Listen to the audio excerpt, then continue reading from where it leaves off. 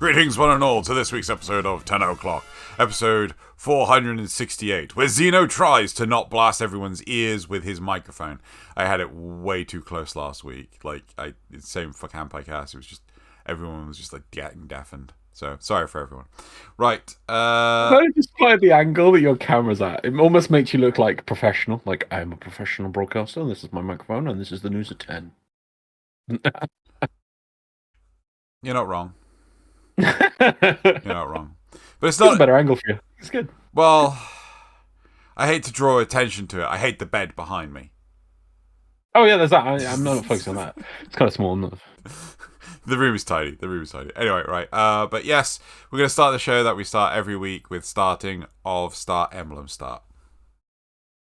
Hurrah! I don't know what yours is, dude. Mine's a rhino wearing glasses and a business suit. That's a rhino? Yeah. Wait, a real life rhino or Rhino the Warframe? No, it's a rhino with a, is it Thrax helmet? My God, I couldn't tell at all. Yeah, yours sucks. Mine wins. There we go. No, I could barely. Yes. I can see the business suit. Where's? I feels like it's just got a neck, no head, or is it no neck, all head? Might be all... Why would it have a neck? It's got a suit on. Well, hey, Atlas is all neck. You know. Look. So Stop. Look. Put the shovel down. I win. Nah, mine's actually something from Warframe. So. What are you talking about? No, yours is a floof. Yeah, which is actually from Warframe. That means you've not just failed at emblems, it means you've failed at life. No, mine's better than yours. Yours loses, mine is President Rhino. What's that weird red thing at the front? Let's have a look at the better image. Why is that a fleur-de-lis? I can't remember what the... It's a laurel. Yeah, sorry, it's a laurel. There around the sides. Right. It's President Rhino with glasses on. What? On the bottom Those right, I think glasses? there's some Warframes. Well, they're sunglasses. They're pink Why sunglasses. Are they... Okay. And at the bottom, it's got one of those things with like multiple people holding up, not like a flag, but like weapons. Like, you know, on those heroic diorama poses. Like the statue. Yours is a floof. I win. I can tell what the fuck mine is. You're making it up, so... No. Yours? No, look at yours is horrible as well. Okay, fine, you can have a floof. Look at it. It's just flat. It is horrible. It's a fluke. Yours is you flat. Failed at life. You failed at existence. Where's you have chosen something terrible. Anyway. You're a failure. I win. This is my victory on this one. I don't care what you say. This is my victory. Yours is pitiful. You've just literally picked up a scribble by a child and gone I win. No, and it's a picture of a kid. It's not even. Yours it's is just a floof. Yours is just clip art from MS Paint. How is mine is interesting? It's got dynamic. It's character. I can put a story behind it. I can do everything. Yours is just I got a floof and I win. Well, tell you what. Let the audience decide who wins, and we'll pick it up next week. So yeah, if you go into the description below, you'll find a... Oh my God, is that a new one? Oh yes, it is. Oh my God! Right, if you go into the description, I need to sort out something that randomly picks one. But anyway, if you go to the description below, you'll find a link to the Google Forms for this week's questions and those two emblems. Obviously, you vote for the correct one. Yeah, you got a chance to win 75 platinum for your platform of choice. Make sure you put your in-game name correctly. We don't need the weird digit number thing. If you want to add it, you can add it. We'll just take it out anyway because we're told to. Yeah, so that's it for the Plat giveaway. It's time to move on to, I think, Dojo Dusting. So thank you for cues. I love every single one of these little 75 Plat jokes you make. They are amazing. Thank you ever so much. It really, every single one has made me laugh so much. They're brilliant. Yeah. Thank you. So moving on swiftly, he says, we do actually have some platinum winners from last week. Lovely. Which I forgot to announce them. So on PC we have Arturia Faith, Sir Lockalot 94 on PlayStation, Insane Gangster 23 on Xbox, and Tucker Wins on the Switch. So you should have already had your platinum. I'm not entirely sure the timescales to which DE actually deliver it all out, but what? I want an asset with an image of maybe little statues for the 4 different consoles, and then you can change the name beneath for when the people win. So you can just put that up while you're reading them out. Put it on my to-do pile. I'll put it on to do so. Yeah. That'd be so cool. I just love it genuinely actually put that on a to-do pile because like there are so many things to do. I still have yet to fix out the hotkeys and things like that. So I need to get on and do some of this stuff. But yes, to-do pile. I'll make to-do pile for Xeno. Yeah, to-do pile. Right. What? My notepad, this notepad I've been running for I don't know how many years with Tenno Clock. I typed in Xeno and pushed enter, and it corrected to Xeno Oldbeard. Wow! Wow! That's okay. That's how you refer to me. Okay, fine. Oh god, there's like a billion on here. Okay. Anyway, why does it say Xeno Waka Chaka? Waka Chaka Kaka. Okay. I feel that there are so many things you should probably not be saying right now. But anyway. How many lines is this thing? This thing's like 15,000 lines long. Okay. Jesus Christ. Anyway, so let's move on. With the Dojo Dusting, we've done the Plat thing. Right, so you'll find that the background footage is that of 2 weeks ago. I recorded a bunch of footage and then discovered I recorded it wrong and instead captured my desktop. So, yeah, there's no background footage this week apart from 2 weeks ago. What else is there to talk about? Dojo Dusting was. We've got a date for the charity stream, which is he has to look it up again. The Saturday the 28th of January 2023. Myself, Loz, and Nazeth will be streaming Elden Ring for 24 hours. It won by popular vote. What else was there? We'll be looking to organise the guests to appear during the course of the show, just to keep us company as we fail at Elden Ring. Yep. And then should be fun. Huh? Should be fun. We should make a poster. We should make a poster. Sure. I'll see who is willing to make the poster. I know you have a skilled team of thumbnail creators at your beck and call. Are you for fucking serious? What? Are we talking about the 10 o'clock ones? Because those cost hundreds to produce. No.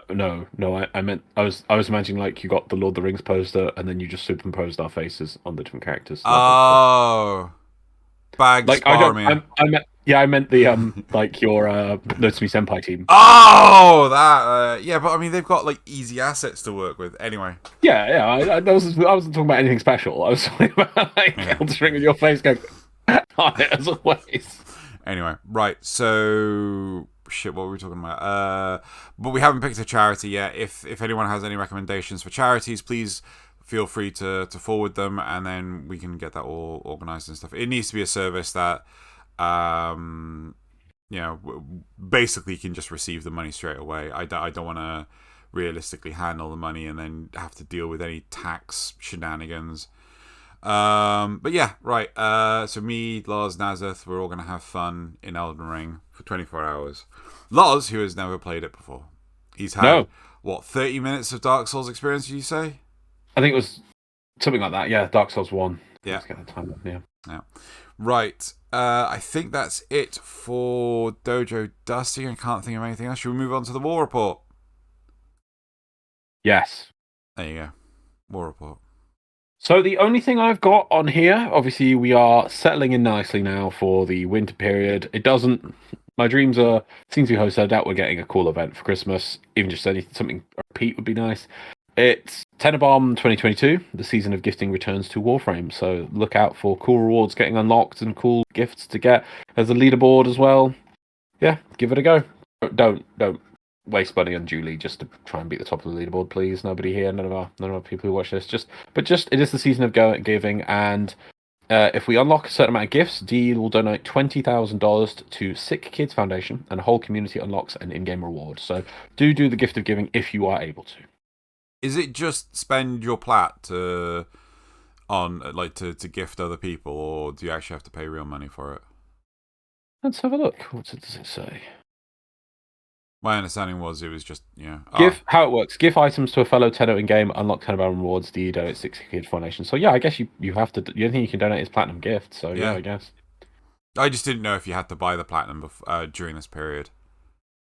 So Oh, I don't know. I think it's just gift. If you got platinum, you can gift. It's just about It's about gifting, man, not buying gifting. Yeah. No, I know. Oh, and we're already. What is that? Is that 20%? We're already about 22% at recording. So hopefully by Monday we'll be doing well. Yeah. Let's see how many percent Xeno can dump with his 30,000 plat. If I spend it. Crap. What else is there? Are we going to talk about the other thing? What other thing? I want to kind of give you some form of war signal. report? No. We're in the war report. We're on the war report. Yeah. So I can't think of any other news for Warframe. Oh well, that's official. It's on the forums, isn't it? Okay, cool. Yeah, so there's also the iOS beta. I honestly I didn't know it was on the forums. But yeah, okay, so we got the iOS beta. I think I even saw like people I think it is anyway, I'm pretty sure. Hang on. Yeah. Keep talking because it is live, I think, and there is stuff about it. So you can sign up to join the Warframe iOS beta. Well, I say neither. I definitely can't participate because I have an Android phone. And Loz's story was interesting. Go on, Loz. Oh no, I signed up for it, but I have a very old iPhone 11 which I haven't updated in a while. And so I have too many app games on here which I don't want to get rid of, and I can't fit it on my phone. But it's because it's only it's Apple, which Apple always have terrible size data capacity. Yeah. Before this, I mean, this was I think iPhone 11 was like the first one. I always go for the bottom end. I'm not rich. I can't go for these massive storage ones, so I always go for whatever's the bottom one. And this 11 was at 64, but before this, I think it was like 16 or something was the capacity on like the iPhone 10, and this was a massive jump. And so, I've now got myself an iPhone 14. I think it's home. I'm gonna go pick it up, but I'll double the capacity to 128 at least. But yeah, I just couldn't fit it on here. But then I could barely fit the apps and photos and things on here already as I had. So I deleted a few things. It still wasn't enough.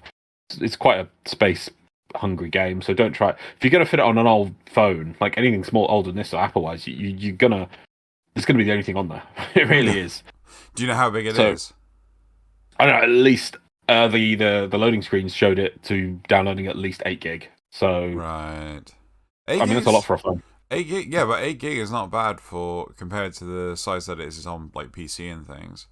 Oh, of course, yeah. But that also is just the download. Who knows how big it is once it's unpacked? So, Loz will be joining the iOS beta at some point. Oh, definitely, yeah. Well, no, hopefully I'll be able to get it my phone, it got delivered within a day. Maybe I can get it picked up somehow or something. And then once I get it, I'll definitely be giving it a go and feeding back to you after you transfer all your data across. Yeah. Well, I could just get that phone, delete other stuff off here, and just have this on the iOS beta, because I would like to try it on this, to be honest, seeing as this is an iPhone 11, and then I could give you a comparison between the two. Yeah. I know Joey's tried it, and he's not had the best experience, but I don't know what iPhone Joey has. Yeah. So, right, okay. I can't think of any other news.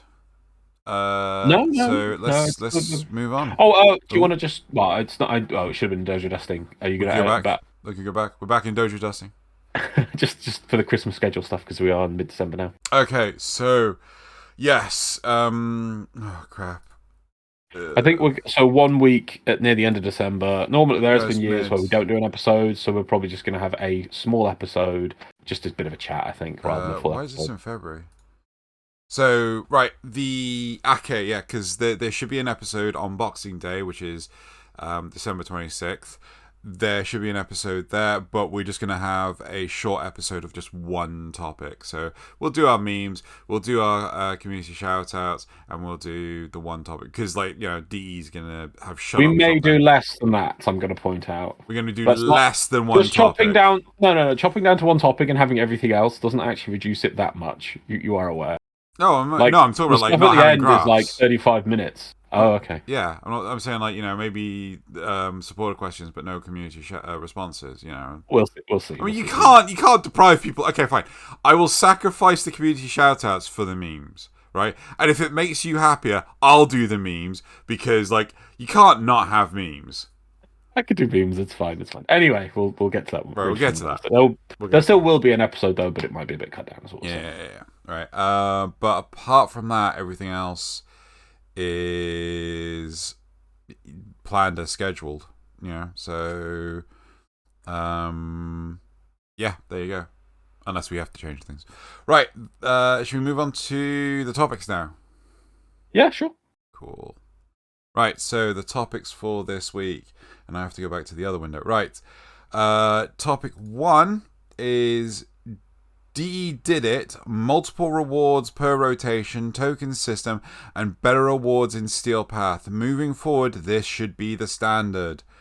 Topic 2 is it looks like old-gen consoles will struggle a lot to keep up with PC players in shorter Void Fisher missions due to the much longer load time. And finally, the community concept, topic 3, Baphomet, the Betrayer, Infested Boss. Cool, right, so I did... Hey, that was made by Silver. Yeah, I read that like 2 weeks ago. Almost 10 years ago. Yeah, I read that like 2 weeks ago, and now I'm like, shit, I'm going to have to try and remember it all and everything. So, right, so we're going to go on to the first topic. So, again, topic title, DE did it, multiple rewards per rotation, token system, and better rewards in Steel Path. Moving forward, this should be the standard. It feels good playing the new mission mode because I can get relics, parts, arcanes, and still get the plasm to get other parts. It actually feels like I'm getting rewarded for playing the game. Even if I don't get the items I want and not have. Well, okay. It feels like I'm still working for something. These should be applied to other game modes as well, cough, defection, cough. Especially that game mode will only get bigger. That the game will only get bigger moving forward. Right. I wanna double check this. Can you actually get? Is there a higher chance of getting Varuna on Steel Path? Warframe wiki. I got the wiki up. It's fine. I can look stuff too. Yeah, but I have it ready. Okay. I'm on Varuna. Yeah. And I'm on main. And let's have a look at acquisition. Okay. Ooh. It doesn't suggest any different. Oh, no, wait. Tier 1, Tier 2. What's Tier 1, Tier 2 conjunction survival? Are those the missions? So, the Tier 1 is like the first conjunction survival node, and the Tier 2 is the second conjunction survival node. So like the first one is like level 30 to 40 enemies, and the second one is like level 80 to 100 enemies. Well, the website which says it takes the wiki which says it takes it from Steve's official drop table simply just says for each there's 2 lines for each part of it, saying like Varuna's Blueprint, Tier 1 conjunction survival, and then Varuna's Blueprint, Tier 2 conjunction survival. So that wouldn't really indicate there's any increase from Steel Path. Agreed. So I'm perplexed. What is the additional rewards from Steel Path? Is it the Steelies? Is that what the person's... Do we have full context from the Reddit post? Probably not.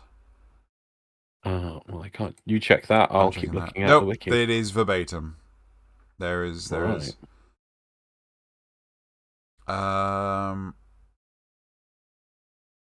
The wiki for survival and conjunction survival section doesn't say anything. Once every 5 minutes, rotation completes Thrax Centurion and Thrax Legatus. Hollow variants on the Steel Path nodes. What? Hollow variants on Uvarium, Eclipse Centurion, and Lua Legatus on Circulus and Steel Path nodes. But it doesn't say anything about changing drop rates.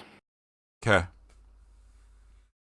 So, who knows? Who understands anything these days? We certainly don't. We know nothing. Okay, so moving on to the actual topic itself. How do you feel about the token system, at least? I'm happy to have it. I remember one of the reasons years ago that Sheldon. It's weird that we've been watching for so long. Maybe it would take a while for somebody to dig it up, but I'm 99.9% sure that he said this. Yeah, one of the reasons we never got a token system before was Sheldon said because we had too many currencies in the game already. Yeah. Since then, we've only got 1 billion more currencies into the game, and it's like finally we're actually getting something that works on a token system. I hope this was sort of seen as a limited test, because my understanding is once you've got all your Thraxplasm, so once you've got your Verona parts, there's no more reason to get Thraxplasm. Well, isn't that the case with a lot of things?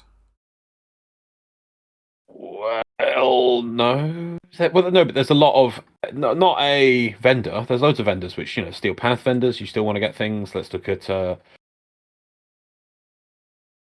what's his name? Carl's vendor.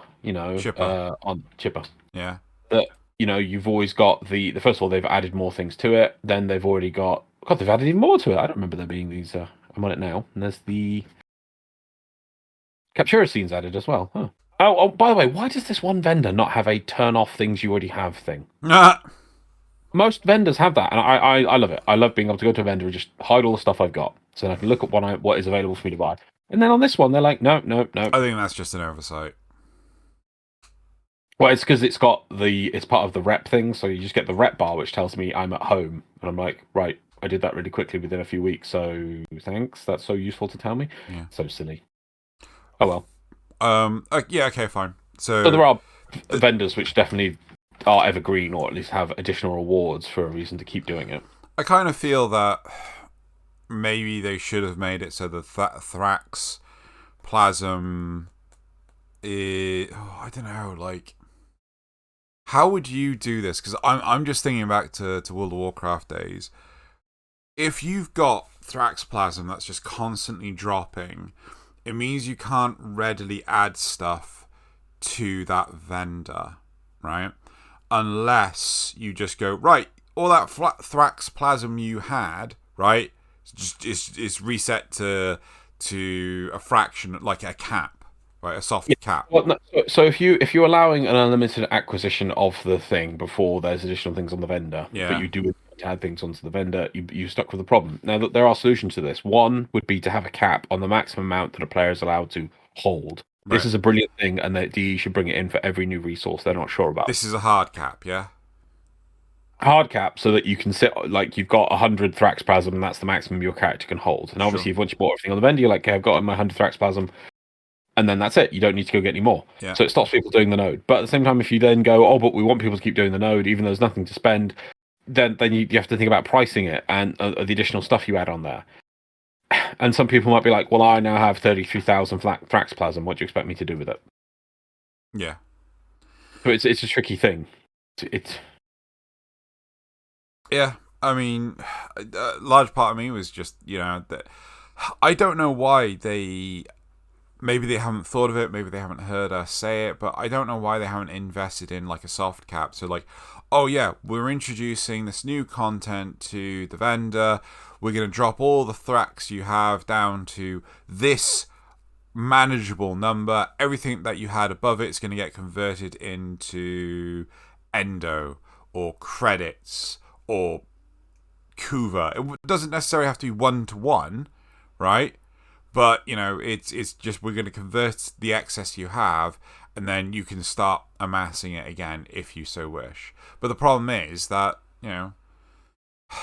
I don't think they know, well, actually I do think they know what direction they want to take the game in, but unless they start dropping, Thrax everywhere, like, oh look, this if you play tier 5 bounties on Cetus, you could get Terra Thrax just appearing, and they could drop Terra Plasm, which is the same as Lua Plasm, and it just becomes a mess.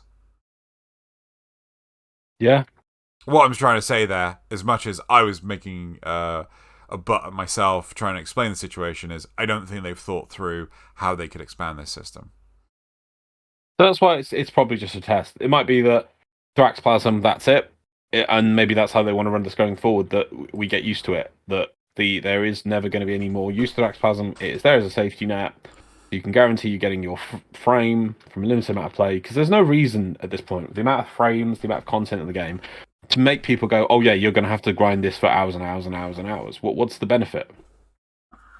The only benefit is in this small window now, where there's not any content coming till late March at the earliest, and you want to make this content stretch out as long as possible. And it's so wrong if that they want to keep doing that at this point, putting out content before Christmas just to entertain people over Christmas and into the new year, and say, oh well, you've still got that Thrax Plasm to grind. It's just like, no. I'm confused by that statement. What do you mean? Well, you would still need to grind the Thrax Plasma in order to buy Varuna. Yes. Right? So, what are you trying to say? But then that's it. Once if it's you've got Varuna, that's it. Good job. And this is something that we get going forwards. So, when the next frame comes out, there's another safety net. But now we're trained. We know there will be a currency, that will be a safety net, but we know there's no need to farm this as a resource, because it will be used as the safety net purchase. Once you've got your frame, maybe also your one for your helmet, that's it. That's the whole purpose of this currency. Then there'll be a new one. I don't know. It'll be called, I don't know, Hyperferrite, and it'll be for the next frame. And you just use your Hyperferrite to make sure as a secondary catch to get the frame. Once you get the frame, well, you don't need Hyperferrite anymore. If they could run it like that, and that would be fine. Because then we'd know that that's the point of that resource. I think part of the problem is that I could see players turning around and kicking off over it. I'm like, how hard is it actually to get Varuna? Like that's one question I have. I did some runs last night with Nazareth.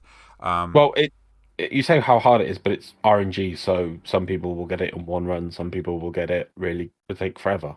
It's just the nature of the game.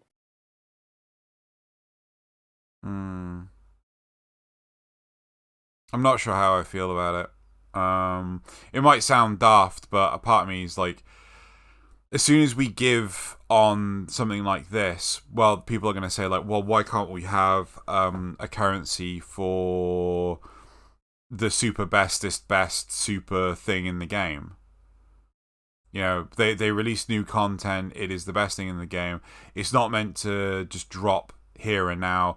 Let's say the Archon Shards are a perfect example. Oh, bring a currency system to the Archon Shards. I want the Archon Shards. I want the Tau Forged Archon Shards right now.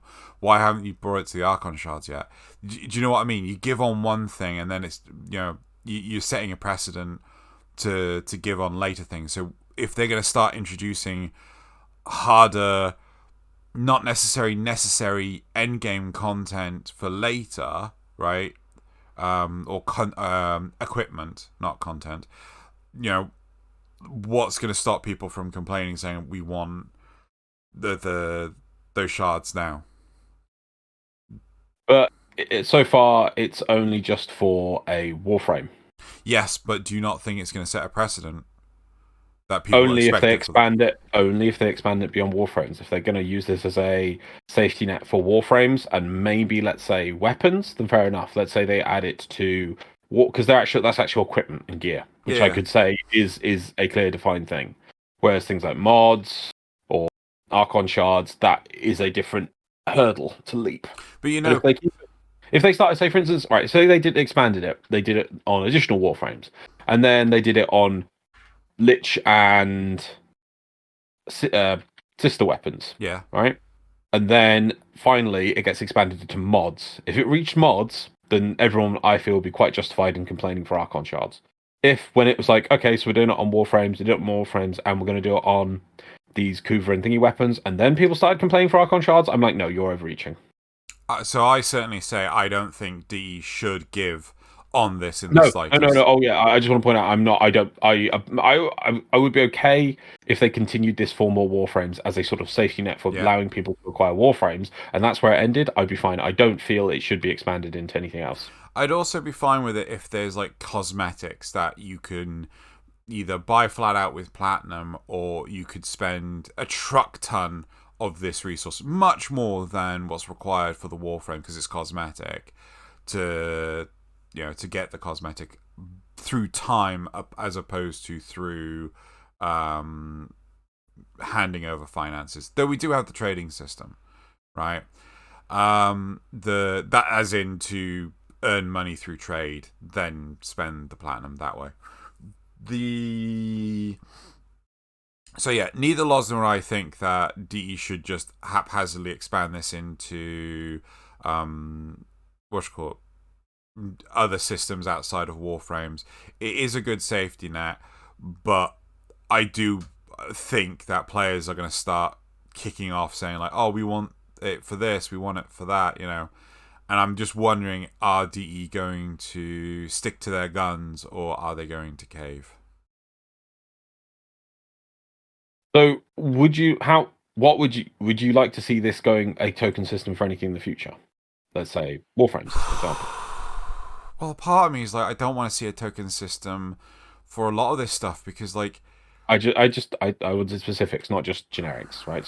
So should every Warframe where the parts are acquired from running missions, should they always also have a guaranteed safety net system to account for people who are unlucky doing survival C rotations on a mission that's really hard continuously to try and get it? But that's the problem. That's the problem I have with this. The conjunction survival is not hard. It is easy as hell. That's not the issue though, because if it's still people are unlucky and they just don't get it. I mean, I know we've had I think Trex Paddock. He's been really unlucky with some percentages in the past. I think he's got a Tau Shard or something else he was very unlucky with, but I can't remember what it was. I don't think it was the Tau Shards. It was the Aya. Oh yeah. So okay. You may question why I'm struggling with this so much. Like I'm genuinely, where do you draw the line, right? How if you've done 10 runs of this mission, you haven't got the one part you want, should you just be able to get it, right? Oh god, it's just, where do you draw the fucking line? Because I haven't got it after the first one run, and do it again, right? Right. I haven't got it after 100 runs. That I think warrants it, right? Right. So when you say, where do you draw the line? Yeah, but you've got examples where you won't say it's okay, and then examples where you are. So you're literally at the point of just deciding a number. I am deciding a number. So it's not like, where do you draw? Where at all? Where will this line be drawn, Loz? Where will it be drawn? Where Loz? What line in the sand will it be drawn? It's like, well, you're just going to pick a number. I mean, like, maybe 25. If we say 10 runs, right? Hang on, because the next thing is it's just. I don't think we need to be specific. We can talk about, because you say 10 runs, but 10 runs of something will be easier than 10 runs of other things. Okay, 10 runs of a 20-minute survival, which is that's what I was trying to get to, or the conjunction survival, which is the same. Which is basically 3 hours and 20 minutes, right? Is that enough time to warrant? Oh, here's your free part. Well, yes, if you think about it. I mean, this is 3 hours. Seeing as a lot of games have your attention for like maybe 10 hours. You get a lot of games. You buy a first-person shooter. When did you hit 10 hours? I'm just talking about random games. Okay, cool, fine. Random other games. Just want to check. Okay, fine. 10 hours of your time is quite a lot for a game to take. Sure. And to say that, I could do over 10 hours and not receive a component in this game to be used on other parts of the game seems a very large amount of time. But we're not saying 10 hours in Warframe.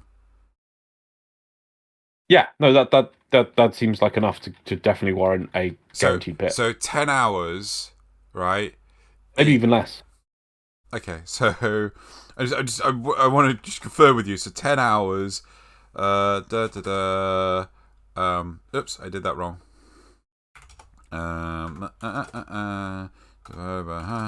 So 30 runs. So if you don't get it, 30 runs. If you don't get it in 30 runs, then here's. Well, to be honest, yeah, definitely, easily. Okay, yeah. Okay. I'm not gonna. I think 30 runs is perfectly fine. I'd probably say, God, maybe even less. I mean, I'm not wanting to say we do know that people, and we do say about people's entitlement is a big thing coming out, and that people want something, they want it now. But at the same time, the goal this isn't the goal of the game. It should just be part of the game. So, how much time do you want somebody to invest? You could, if it was that case, like, oh, well, we have to earn things too much. Like, okay, well then it will take a statistical average of 50 hours to get each component of a Warframe. Is that a decent amount of time now? So it take 200 hours to get a Warframe. Oh, but people just want it now. It's like no, that's a crazy amount of time. It is a question of balance. Yeah. And the problem with RNG is that you set it at something. Let's say I'm just picking up a 10% chance, right? But it's an event which occurs once every 20 minutes. So people can run the stats on that. I'm not gonna, but some people might luck out and do 100 runs of that thing and not get it. And so there is a flaw in RNG systems which are only there to extend gameplay time rather than you just doing it once and get it. Yeah, we need that content to last a little bit more because and it's a fair thing because the amount of dev time to produce the content compared to how quickly people play it is a problem. Yeah. If it takes 50 hours to make a piece of content and people do it in 20 minutes and get the reward and then never want to play it again, that's terrible. Yeah. It needs to be a balance. But the problem is safety nets allow for that balance to allow for that stretching out content to exist, but not punish people who are just unlucky or get unlucky. Anyone can get unlucky at any time. I want to segue, but also conclude this thought. So I think realistically, I don't have that big an issue allowing a token-based currency system as implemented here for other systems for like Warframes and things. I do have a problem with it being implemented for systems like Archon shards because that's supposed to be the reason to come back each week, right? If you take that away from something like Archon shards, then it just makes it feel like a job, right? To which comes my next point. If you remove, my question to you, if you remove the RNG component to getting the reward, right? So it's, you have this perceived, it's a random chance of getting it, right? And you make it so that, you go spend time doing this thing, you get currency for doing said thing, and then you can go buy it. Does that not diminish the value of doing it? Because it's much like, let's just go do a job. Our job is to go kill stuff. We get paid for it, and then we can go buy the thing we want. I don't like how you're choosing one thing in exclusion of the other. What would be? I do think that the Archon shard system is an incomplete system, and they really need to do a little bit more to it. What do I think it could be? Well, have exactly the same system you've got now, but at the same time, every weekly run you do, you get a token 1/9 crystal. Yeah, and it takes 9 weeks, and you'll get a guaranteed Talforge shard. So obviously every week you still have exactly the same as the existing thing, a 20% chance to get it, but that every week you can guarantee you're going to get at least one extra Talforge shard. But at that point in time, we've always been talking about fusing regular shards into Talforge shards. Yeah, I wouldn't have the fuse. I'm just because we're talking about token systems today. I'm ignoring I'm just saying for this thing, we take the existing system and do what I like a token system on top of it. Yes, and that would be good. It wouldn't be you wouldn't lose shards. You'd get exactly the system you got now, but you can at least guarantee that one every 9 weeks. I think that's a fair amount. You get one guaranteed Tal shard of your choice. So is that 9? So is that actually technically 3 runs of a blue crystal, or is that 9 runs? Because remember that they're segmented by 3. So I'm checking, is that 9 shards to get a complete Tau shard, or is that 3 shards to get a complete Tau shard? Totaling 9 weeks. What are you talking about? A blue crystal runs every 3... No, you've not listened, no. The current system stays in effect. You get a shard from doing a run. Yeah, no, right? I get that. No. And if you do a run any week, doesn't matter what week, you also get a coin. Okay. You collect 9 coins, you can go pick a shard of your choice. Your current shards are fine. You could just do one every month. Yeah, it's completely separate. With you. That way, it doesn't compete. You don't lose. Because I know that there was that complaint about the fusing thing where people say they lose out. But I think so that's how many a year? What, an additional 4, 5? What guarantees? How for shards? I mean, so 9 weeks is roughly. You get about 5. Is this broken? A little bit. I accidentally turned off my numpad. Yeah, you could easily do that well within a year. It's 45 weeks. Yeah, so you'd get 5 guaranteed shards a year, on top of the existing 20% chance that you already have. Yeah, I think that's fair. But to do what with them? What do you mean? Well, Tau 4 shards aren't a necessity to do any. Oh no, yes, I can give you that. I'm just taking a system. I'm not saying that. Yeah, I completely agree on your point. You're trying to add here is like, well, you don't endorse. So this is your proposed solution. You're not endorsing it. This is in pros of how I would implement a token system for Tau Forge shards. I don't think Tau Forge shards, as they're implemented now, is a complete system. Sure. D's going to need to add something to it. I don't think at the same time everyone needs the shards because there's no thing to do them on, so you don't need it. But if I was to say add in a token system, because we're looking at token systems today, and a simple one I would add, there we go. So that would mean that you're guaranteed after 9 weeks of doing it, even if you got really unlucky, you got a normal shard for 9 weeks in a row, you still get your 9 normal shards, but here have a guaranteed Tau shard. I think that's fair. It's not gonna break the bank. It's not gonna give everyone billions of Tau Forge shards, but it does mean after 2 months, just over 2 months, I can at least go. Well, at least my efforts were not in vain. Because without it, you'd be like, okay, well, I did 9 runs. I've been playing this game, by the way, logging in once a week at least for 9 weeks in a row to try and get this random chance, and I've lucked out all those times. At least I know I've got a guaranteed one. I think that's all right. So here's the question I have for you. Uh-huh. Actually, can we come back to the whole psychology one about the whole making it feel like a job thing? Because that I wanted. Yeah, you said about that, yeah. Yeah, but how do you agree with that? It makes it like you're doing this thing on the regular. Once a week doesn't feel that bad to me, especially with the amount of, because I said I did point out exactly what the current system. So it takes you about an hour to do. Are we talking about the Tau Forge shards example? No, we're talking about the Warframes. Oh, okay, for Warframes and things. I don't think it makes too much work. When things become a job is, let's say, like, I'm going to go for example, World of Warcraft dailies. Yeah. When I have to log in every day and I have to go spend an hour and a half to do my dailies to keep up on where the current line is, and it's some sort of overarching system for the expansion. I'm thinking like Battle for Azeroth, where it was the necklace, and I had to try and keep my necklace above the ever progressing safety net that was to make it easier. So I had to make sure I was at a higher level, and every day I had to log in to do stuff for that. That's when it becomes a job. So it's the repetition of it, not the exchange for goods and services token. Yeah, okay, fine. No, I've no problem with. I mean, a video. Yeah, there's no problem with rewarding people for effort and giving and even tokenizing that reward. You've done this many times in a game. Here, have this many tokens for doing something, and you can exchange it just like a currency.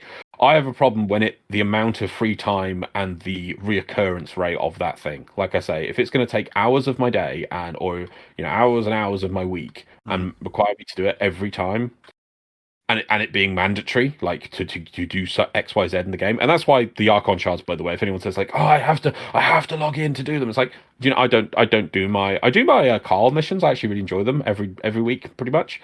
I might do 1 out of every 3 Archon hunts just for a chance. I think I've skipped.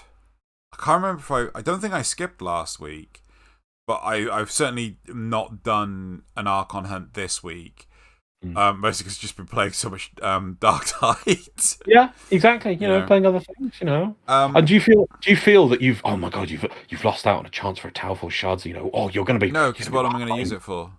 Yeah, exactly. It's like it's like I suppose turning up to a a carnival, or better, it's like going to a shopping mall and they have giveaways, and I could have gotten that gold encrusted screwdriver, I don't have anything to use the screwdriver with, but I could have had the gold encrusted screwdriver. And it's a normal screwdriver, which I have at home, which does whatever job the screwdriver could do normally. But this one's gold encrusted. Yes, this is it's like, but I don't need a screwdriver, but it's a gold encrusted screwdriver. That's the equivalent for you. It has the company's logo in gold. Yeah, pretty much. Right. God, there was a okay. So, and I also want to highlight that there is a disparity between you're proposing, and I want to say this is perfectly acceptable. You're proposing 9 weeks to get enough currency to get every Tower Forge shard versus let's say 10 hours or 5 hours, so 15 runs or 30 runs to guarantee enough currency to buy that Warframe part you're missing, right? I think huh? But what's the same, roughly? What do you mean it's roughly the same? Well, I said earlier, it takes about roughly an hour to do your weekly Archon hunt. Yeah. So it's about, and if it's 9 weeks, that's about 9 hours. It's about the same. No, we're saying 15 hours and 30 hours, Loz. Oh, did we? Yes. I mean, like I say, I mean, for the Archon Sorry. Yes. No, you are talking. 5 hours and 10 hours. Sorry, apologies. Yes, you are saying that. Right. Yeah, but my point is that I think that is perfectly legitimate because with the Archon stuff, you've got this time gap in between. Yeah. Right. Yeah, exactly. Which there may be some argument. Oh, but I have to wait. God, how many hours are there in a week? Yeah. Yeah, exactly. Right. Exactly. Yes. Right. I mean, what do you mean? Just total hours? It's 168. But then, what ones you'd be awake? Let's assume you're asleep for 8 hours a day. Yeah. So that's 16 hours available a day. It's 112 hours available. But then, what are you working? How much time? No. We are boiling down semantics. The whole point is right that I think even though you're doing it 1 hour a week, it's perfectly acceptable to wait 9 weeks before you get a Tower Forge shard. Compared to just play, because you don't have to play the whole. I don't have a Tower Forge shard, and I don't care. Yeah, no. But even so, you don't have to run those 10 hours to get that one part for that one Warframe consecutively. You could split it up into several days. Do you have to have it right now? That's the problem. It's the I have to have it right now.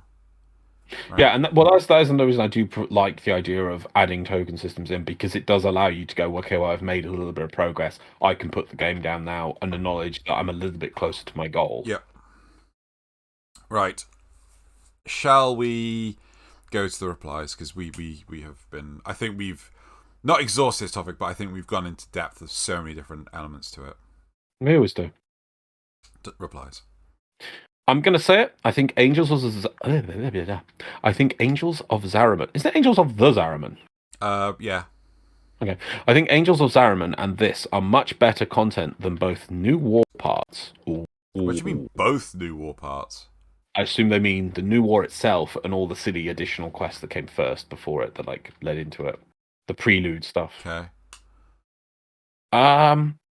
Okay. Something in it I can agree, but that's only because I do feel the new war. The way we refer to it, for anyone who doesn't know, is we say a quest. The major quests, you've got your Second Dreams, your War Withins. There's the quest itself, and then we refer to it as the legacy of it. What parts are that carry on after the main quest is finished? And I do feel new war. Well, I think you've said that the Zariman should have been the new war's legacy bit. Yeah.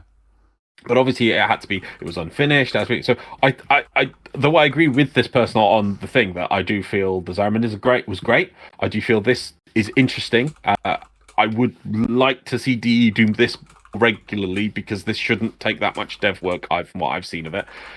But I do count the Zariman as the new war's legacy, because I really feel it was supposed to be.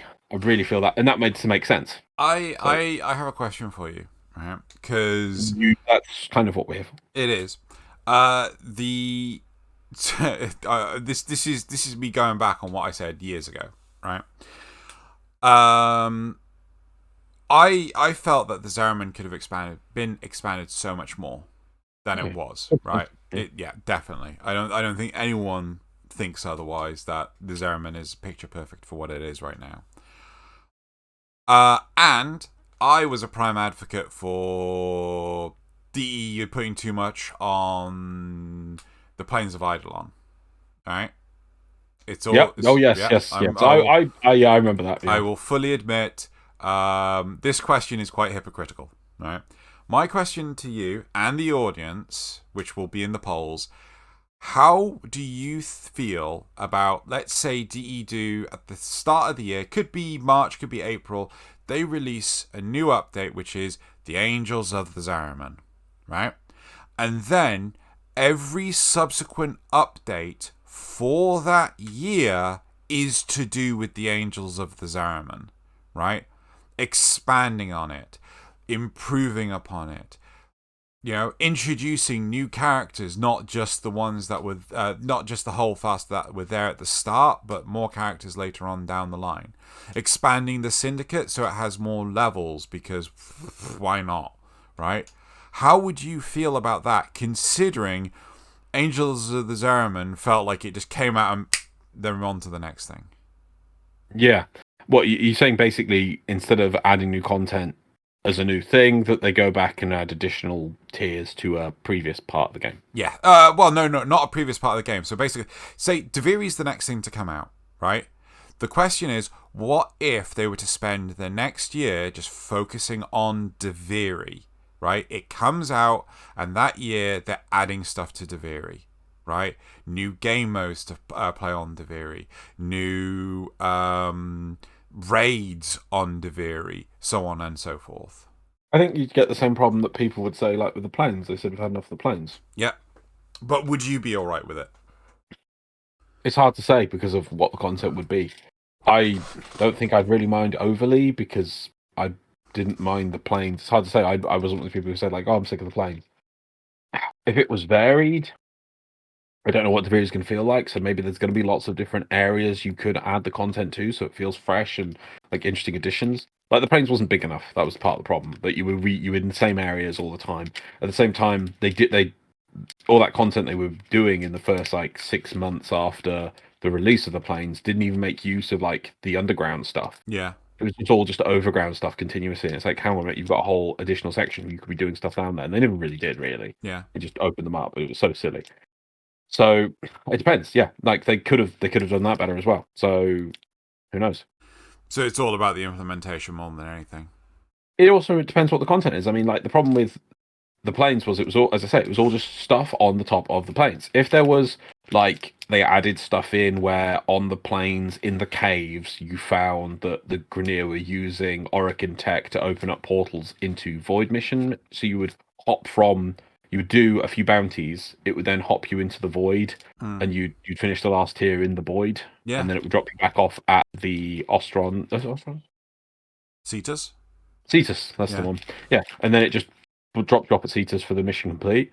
That would have been great, because the reason why people are complaining is because you're seeing the same thing every time. Yeah. Whereas if you allow people if you bring into that content the use of multiple tile sets, it makes the content feel more varied. Yeah, no, I agree with that. And now you're on the plains again. And sorry, now you're on the the plains. Yeah, plains? Yeah, the plains.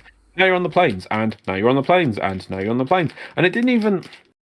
What are you doing? Even on the plains. Oh, in fact, right. You know, like you get Maltesers bags of like mini things. There's like the Christmas Maltesers thing of these reindeer. Yeah. But then this one is just there's no chocolate in it, but it's a sealed bag. You bought a Maltesers thing that had no chocolate in it. It had no chocolate in it, and I don't know whether to complain to Maltesers. But you should. Like, where's my chocolate? Loz has no chocolate. Yeah, I'd kick off at that. Yeah. They're not cheap. They're not cheap. No, they're right. They're not cheap. But anyway, so the problem was the plains actually has a lot of character, and a lot of the areas weren't used for anything. Yeah. There's all these cool Grineer structures where they're digging. None of it gets used. None of it for quests or interesting content or fight particular enemies in this area. It's always just the roaming parts of the plains. You fought the ghouls just in the same areas. You fought the new Eidolons in the same areas. Yeah, it was. You fight when they eventually added the Plague Star. You just fought it in the random areas. they added all this cool stuff on some planes. There's the whole dig site bit at the back with the like triangle drills and it's all burning.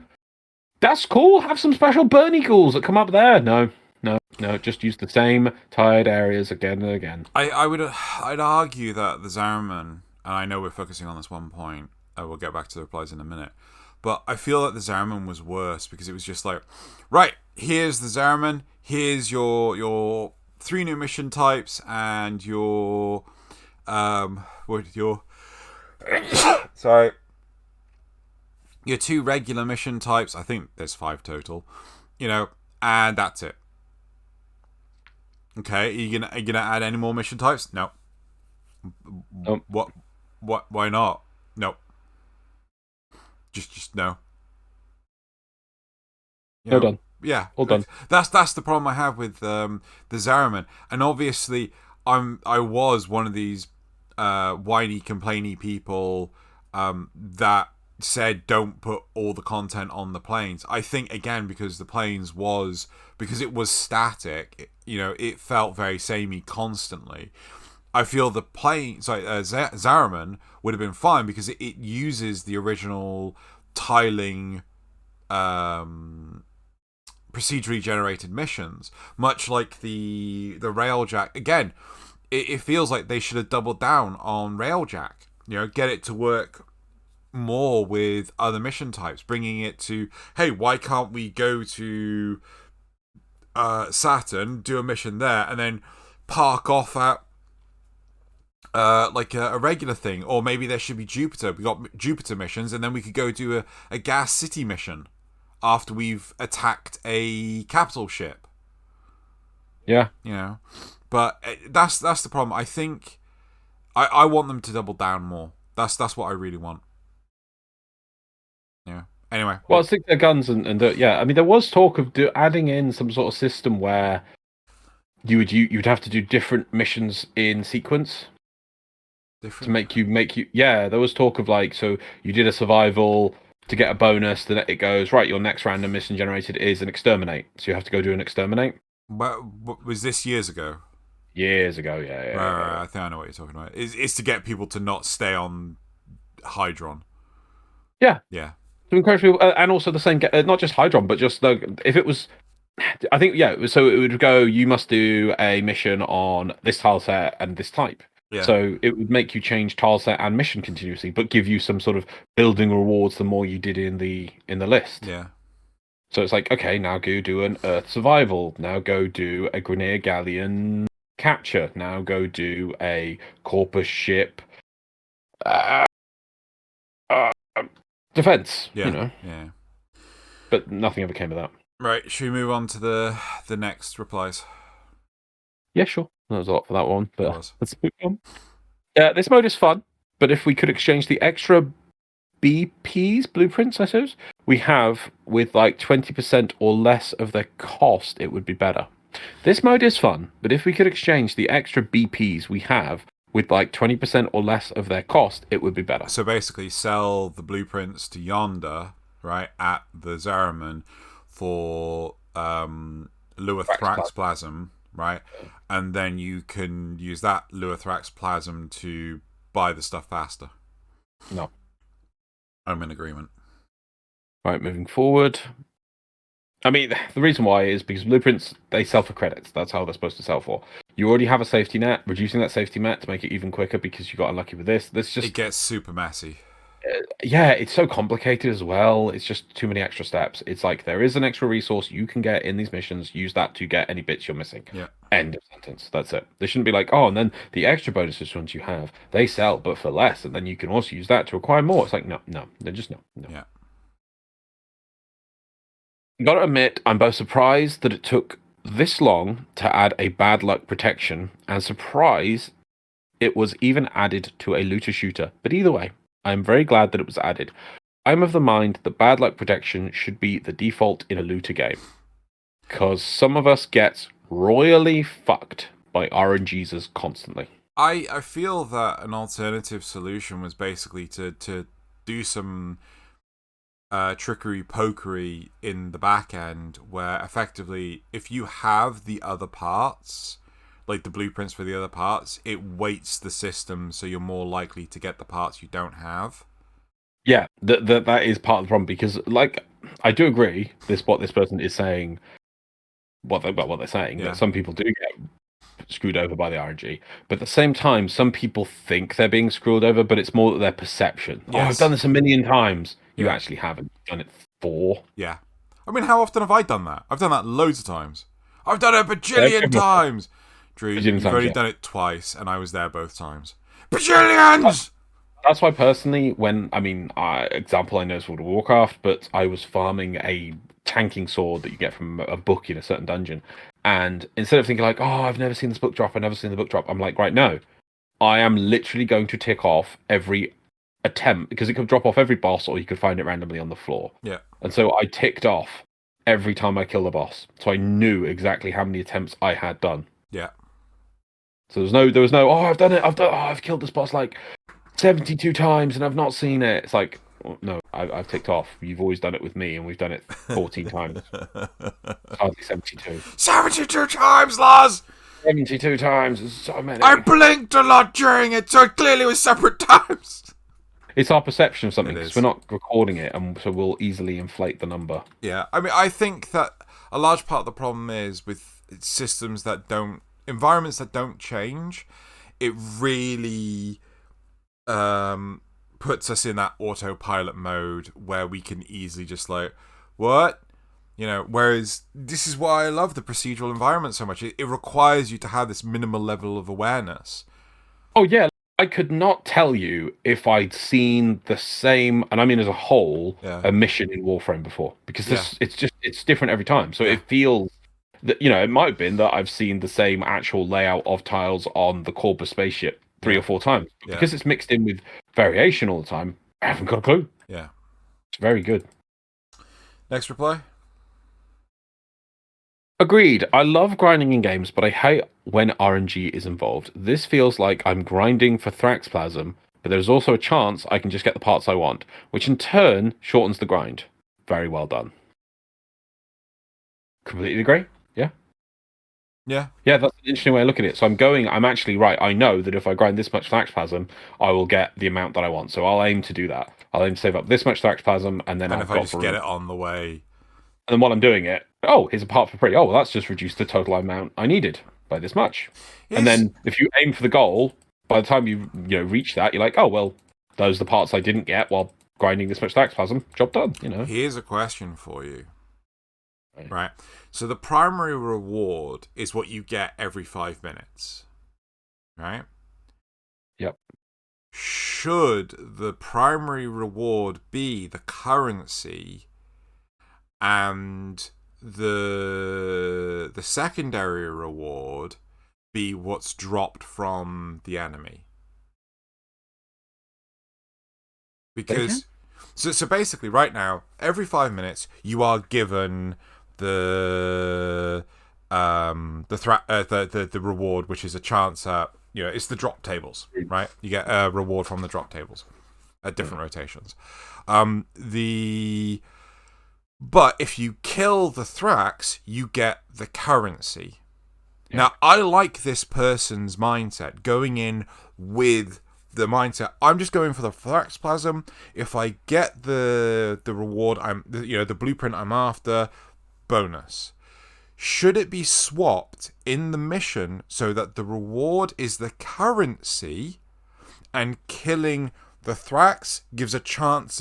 Basically, it's from the drop tables, because that way people's perception will be like, I'm primarily going for the currency. There is a chance I will get the thing I want,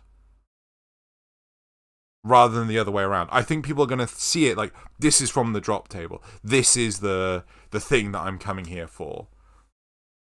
No? I see what you're saying, but I feel at that point it's kind of splitting hairs. Because I can feel that people would then complain, oh my god, the Thrax never drop it. Meh, meh, meh, meh, meh. Yeah, it's just an idea, like, you know, I see what you're trying to do. You're trying to trying to promote this person's mindset, which is good because it is a healthy way of doing it. But I'm not sure if that would work. I'm sure people just whinge either way. I'm not sure that would fix it. Okay, fine. All right.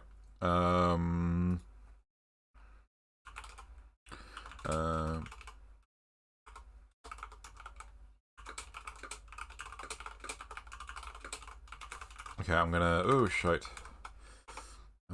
Rewards. There we go.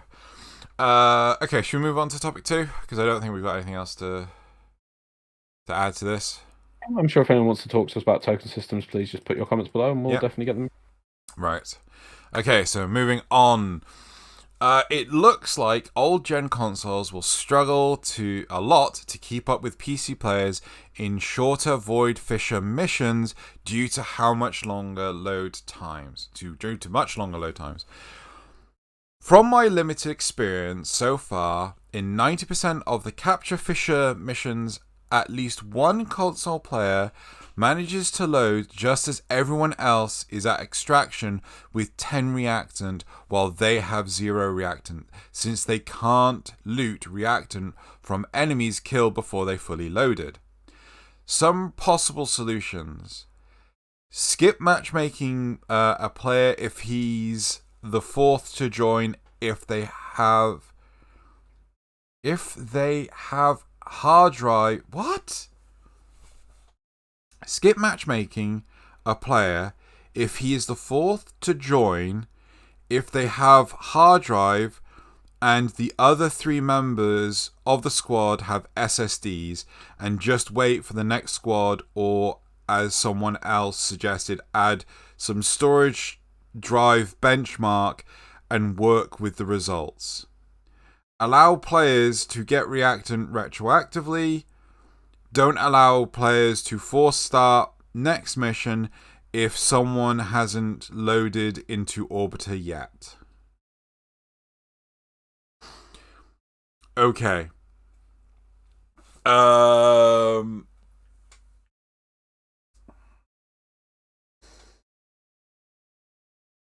What are your thoughts on this? I can see what they're trying to get at there, and there is an issue. I think it's not. I'm not sure what the solution is. Someone's going to lose out on it no matter what. I would like to say that on Void missions, this is the only. I'm hoping, though I'm not going to say this guarantee. I'm hoping this is the only thing where loading in late causes an issue, because it is based on drops. You have to acquire drops. I can't really think of anything else where you have to get drops to get the reward, because obviously the mission can still be completed, but you're missing out on the cracking of the relic, which is what you're there for, really. But it's not tied to the mission completion. I think that maybe one way would be to just make it so that it's universal to the team, so that even if you load in late, everyone has to. Because I don't like the fact everyone has to pick up the 10 reactant. The only factory reason you do need to do that is it's to stop an AFK leeching problem. Yeah. Now, if this is going to affect console players more, I would rather the console players it's shifted to aid the console players rather than leeching. I'd rather help people, and then we can deal with leeching some other way than the poor console players. Because that's just a waste of them. They load in. They've got. Do they lose their relic in that situation? That'd be terrible. No, they won't. If they don't crack it open, they don't lose the relic. You don't lose your relic, but they're losing time though, which is terrible. Well, so here's the big thing, right? The team has to. So this console player has to start loading in before the capture target's been captured, right? Because it won't join you to the group if the mission objective's already been completed, right? If you join the group and you're loading, right? No. I'm questioning, right? So it goes, here are the 4 players. I will start loading all 4 players in. Yeah. At the players 1 to 3 load in 5 seconds. Yeah. Player 4 is going to load in 1 minute 10 seconds. Yeah. So it's loading in. They're in the group. They're loading in. Players 1 to 3 capture the target. Does it then boot player 4? No, they keep going.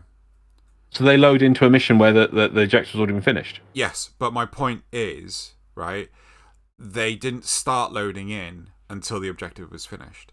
So no, they start loading in right away.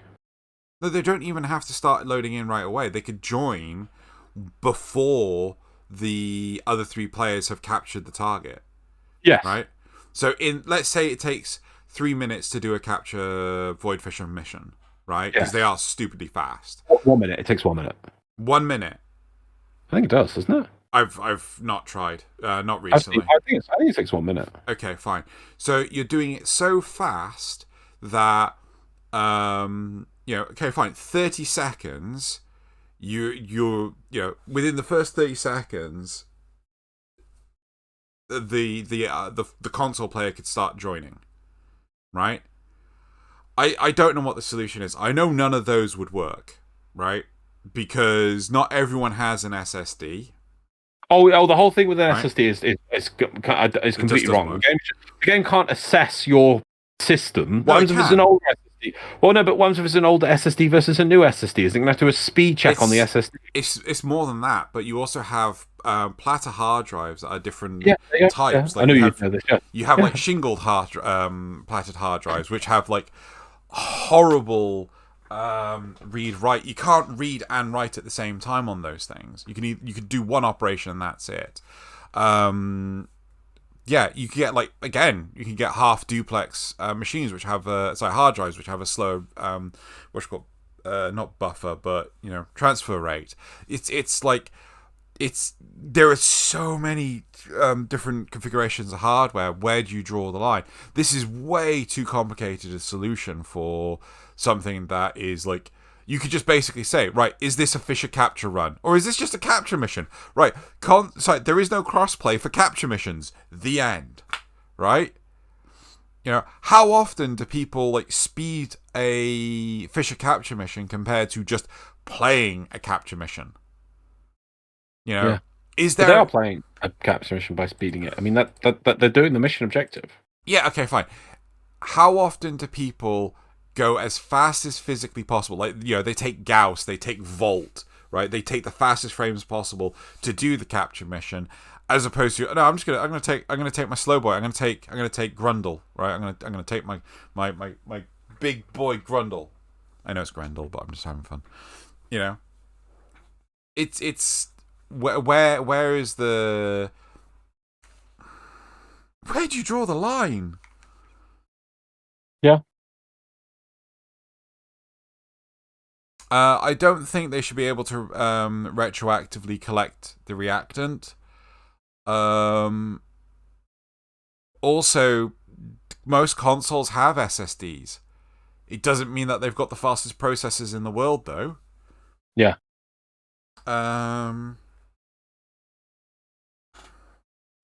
Can you think of a solution for this? I would. I mean, there's no solution that isn't someone's going to lose out or something's going to change. I think making it so that the collection of reactant becomes a team thing, so that when they log in, when they reach in, the fact that everyone's already collected to 10, the team has collected 10, they are then counted as collecting to 10.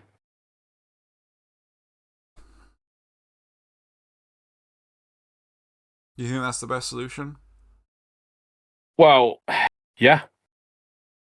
So then the issue is then it allows other people to leech. Yeah. That's the problem. I don't know if they could come up with a different different successful method of preventing leeches. Well, I think the only ones that you would have to be concerned by when it comes to leeches are the PC players. Because PC players can do stuff to their kit that basically says act a bit slow for me today, right? Yeah. Here's a question for you. Should capture missions, right, basically only start when all 4 players are loaded in? Capture missions only start with all 4. That's another solution. Yeah. But then PC players are going to have to wait for longer load times. Is that a problem? It's okay. Some people it will be.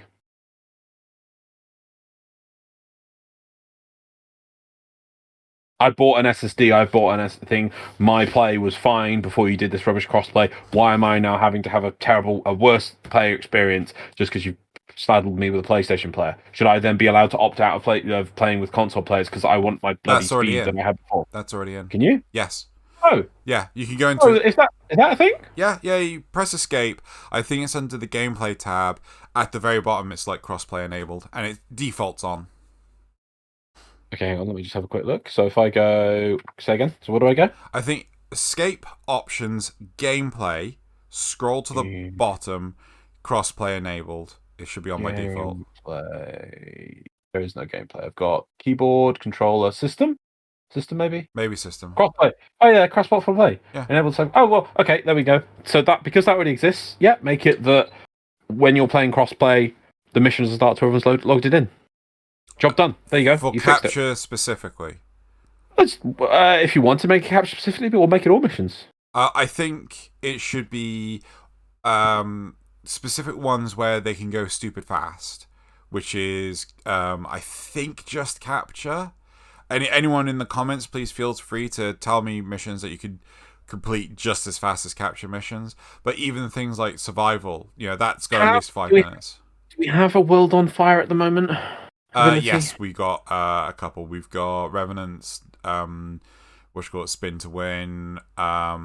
We've got... Could we not... I mean, how quickly could we run through a mission with 100 things to kill on a Grenier Sea Yard tile set? A challenge for the audience. How fast? Yeah. How fast can you run? Can you spin to win? I was just thinking, exterminate. Could the same thing happen on an exterminate mission as well? If that's the case, then simply add it to the exterminate as well. Yeah. Which again, I'm fine with I've got half a minute to a minute load time because crossplay. Okay, fine. I'm still happy to play with other players, right? Some people it's gonna be fuck. I'm more often loading faster than most other players. I'm I'm still have to wait anyway.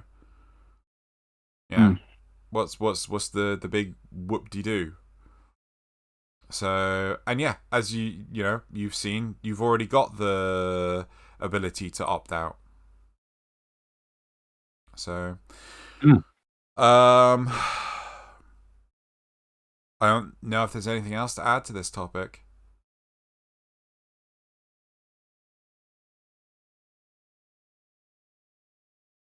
No, I think the 90% of capture mission, I'd be interested to know is how accurate is that? I'd genuinely be interested to know how accurate that is. But honestly, that's accurate what? Well, the guy says 90% of the Fisher capture missions that he runs, a crossplay player, they load in, have zero reactant because the mission's already over. I'm interested. I'm genuinely interested to know how accurate is that number. 90% seems way too high for me.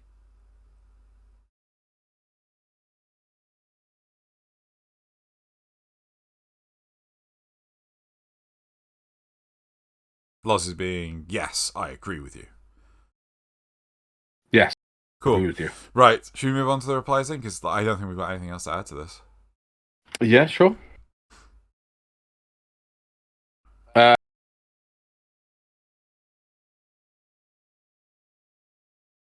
It doesn't even have to be an old-gen console. I have an NSW OLED, and 70% of the time the mission is finished before I load in. Now that's crossplay. Now that crossplay is out, I never have the dropping in scene to skip. I'm always loading into the midst of a mission. It's fine, because I wanted crossplay, but now I'm eager to cross-save so I can actually play with everyone else. Yeah. I honestly, I just think the solution is I could appreciate it for missions like defense or survival or mobile defense or something. The mission isn't going to be over that quickly, and coming in partway through a mission isn't the end of the world. At least I don't think so. But is it really that big a deal to start with everyone else, right? Or is it more of a big deal to actually play the mission? I've been playing with PC players even before I log in and people who loaded quicker would zoom off. Yeah. I think my Warframe's on an SSD at the moment, so I'm just I don't care. Yeah. So I just think that this is a simple case of Now, it just make it so that everyone starts at the same time, for the short missions. Yeah, it's tricky. Like I say, the fact that you just put it out that it's optional for cross-play, cross-save, so you can opt out, I think it's fine. Yeah. You can put some restrictions on it. Right, next. Personally, I almost never force-start a mission. If squad can't ready up before I get tired of waiting, I'll just leave and requeue. Fair. Yeah, absolutely fair. I mean, is there a particularly long... that's a question I have for the console players, right? Is there a particularly long load time getting from one mission to the orbiter? You finish your mission, is there a long load time to get back to your orbiter? Because for us, it's pretty damn quick. Yeah. Next. I have gone through the horrors of being forced into missions because my PS4 is like 7 years old. It sucks that the old gen is having a hard time loading in and that other members of the squad will just wait at extraction until the timer goes off, and I feel that the relic could have been the part I'm looking for. The fact is, though, they can... This is the other thing. I assume the PlayStation player can turn off crossplay as well. Yeah. So maybe you have to do that. Maybe the solution is cross-save, because I think realistically a lot of consoles we need to retire them at some point, because how long has the PlayStation 5 been out? Can we But I do know that there's still issues with getting PlayStation 5s. Or even the Xbox Series X. I'll look up Xbox Series X, you look, the PlayStation 5 was released November 12th, 2020. So it is 2 years. It's 2 years old. And November 10th, 2020 for the Xbox Series X. So these are both 2 years old? Yeah. Saying that, I can see online that there's places selling it. I can't believe there's that much issues these days with getting one. No, but still, it's not exactly cheap. No, I know. Oh, yeah, I know. But this is a tricky thing with games as a service and games moving forward. They're going to add more things to the game. They need to keep updating the game. Do they still need to be supporting the PlayStation 4? And I don't even know what the Xbox was. Is it the Xbox One? Yeah. 10 years from now? I mean, this is the thing I don't really like about the consoles, that console generations move on. I think we need to... I'm sick of consoles. I really wish there'd be no more consoles and that it would just be PC, because... And, whatever, maybe sort of cloud-based thing, that there's no more having to buy yourself into a console anymore. It is getting that way. I think this might be the last console generation. I thought last one was going to be... Every generation is even more likely to be the last generation. I mean, the newest generation, they don't even have disk drives. You don't even... So, you can get options without disk drives. You don't even buy the physical media and then plug it into your machine. You literally download the software. I mean, it's getting to the point that why bother downloading the software when internet connections get really good? You'll just pay for someone else to run the game for you and just stream it to you. I don't think I'd ever opt into that. Genuinely, it's because I can't. How on earth can you remove the latency? It depends on connections. This is the thing with Stadia. Stadia's dying, by the way. It's going to close in January. Yeah. I played Stadia on a home connection, which was all right, and there was a bit of latency. I played it on my university internet connection, and there was zero latency. Well, there probably was, but it was not noticeable. Oh yeah, I used to play it on the Wolverhampton University, only a little bit. It was responsive. It was super responsive. So it's just down connection time. I mean, maybe there might have been like a 0.05 millisecond delay or something like that. Yeah. But I noticed it when I was trying to play it. Not on my home connection. It was like turn left, turns left, turn right, turn left, compared to left, right, left, right. Yeah. There was a real difference. I couldn't feel a different but issue. You were on a fiber internet connection, weren't you? I don't know. I was on the university. No, not on the university one. On your home. Oh, I was on a horrible Wi-Fi into fiber thing. So it caused me other issues. So. But even so, fiber internet connection not being good enough. It's like you would have to have. I don't want to hold that up as a good example of a good connection. No, but it's a common connection. It's a common connection, but it wasn't a good standard. So my thought well, I mean, look at London. right? More people don't have a proper internet connection. They have like a Wi-Fi connection, because you know the whole problem with London and phone lines, right?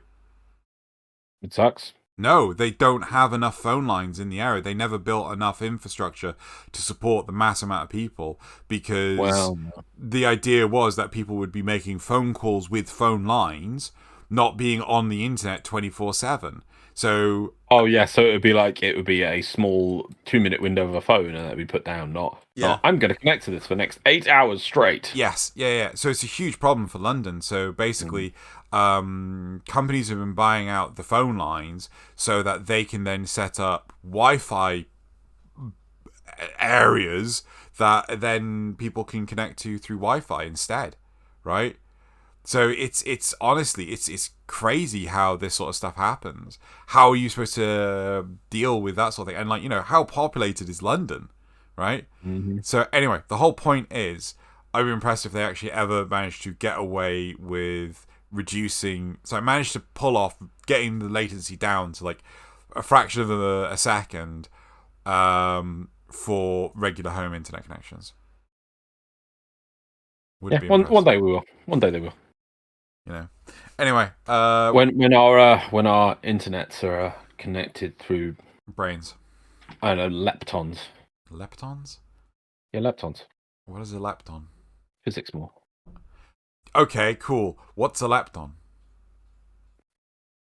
For anyone else that doesn't know what a lepton is, Loz is now going to explain what a lepton is. It's a particle. I assume it's some form of subatomic particle. Elementary particle. Is it? Yeah. Okay. I probably gonna. It's been a while for me, but I try to remember it. But yeah. The thing I remember most about it is that it's sort of like it's one of these particles that doesn't really interact with things and is like literally passing through things all the time. Right. The likelihood of detecting a lepton interaction is like. So it's one of those theoretical particles. No. We so can. So they are proven to exist. Yeah. So we can see the effects of them. Yes, okay. But they like. There's, I think it's leptons. There's like, and I think it's Japan. There's this giant underwater water tank that's freaking huge. Yeah. Like, imagine I don't know how big. A giant underwater water like tank. Several football stadiums underwater in 3D, not just 2D. Okay. And the whole thing is there just to try and detect a lepton interaction. Wow, crazy. In nature, yeah, something like that. I remember, but yeah, but the theory is that they possibly could be used for long distance communication. Ah. Is the speed at which they travel. Ah. Possibly. Theoretically. Right, okay. In Minecraft. Do we have... Yeah, we have more replies, don't we? Or more? Yeah. What am I... Sorry, I'm trying to play Warframe at the same time. Right. Do you want me to read it? My partner plays on a PS4 and I play on PC. I couldn't remember which one I was on. Mm-hmm. About 2 out of every 3 times that we try to load into a mission while grouped up together, I'll load in first. Get 2 more people, usually PC players, in the group while my partner is still loading. And then, at the last second, he'll get kicked from the group and a 4th squad member will join, sending my partner back to the orbiter. One strange time, it kicked both of us and we ended up in 2 entirely different squads than the one we originally were loading into. It's gotten to the point whether we don't play public or if we do, it has to be the one... He has to be the one to start the mission as host, which only minimally limits the chances of him getting kicked. We're really grateful to finally play together, but it's quite a hassle. That's interesting to know. So obviously they haven't finished stabilizing it and everything. So, I mean, I could certainly hope that they will in the future, but it's interesting to know that realistically, console players are the ones that need to host in order to stabilize that. This goes back to what we've wanted for a long time, which is elective host. Yeah. We've wanted that for ages. Elective host. It's like, I can't remember what it was. Either like you're on a terrible internet, or I'm on a terrible internet, or you've got a better or you've got a more stable connection. And we're like, hey, can we pick the host? And we've never had the ability to elective host. Yeah. I think if like you have a team. No, you can tell who the host is on a mission. Yes, but you can't force the game to say, please use this person as host. Well, typically it works by if you've got a group then whoever's does the squad inviting is the host. So, like, if there's me, you, and Nazith does the inviting. Nazith is the host. Yeah? Yeah. So that's typically how you can, like, force it. But if you're an individual, like, you can't force it at all. Huh. Yeah. It's just limited, really limited. Well, I think everyone would just pick, I want to be the host, and then everyone's just solo playing. I want to be the host. I don't really mind being the host. Yeah, but you got a good internet connection and a good PC. It's alright, PC. I don't mind not being the host. Right. Yeah. Should we move on? That's it. Reply. Yeah. Cool. So obviously, I want to round off by saying it's amazing that you've actually managed to finally get crossplay running. It's still a work in progress. I'm sure they will come up with some good solutions to these sort of things. Obviously, we've discussed a couple. I'm not saying they're the best ideas, but we're just coming up with ideas top of our head. I'm sure DE are going to put a lot of effort into it because this is clearly the direction they want to go, and this is not the final product. So do look for more advancements in the future. I'm sure DE will probably learn a lot about, because they learned, for instance, when they put the Warframe on the Switch to do with loading times and things. I'm sure this will, learn a lot. They'll learn about a lot about net traffic and how they can adjust and improve this. So in the future, I'm sure it will be even better. Because one thing, if not, you can always say is what DE does is always improve and make Warframe better. That's one thing they try and do.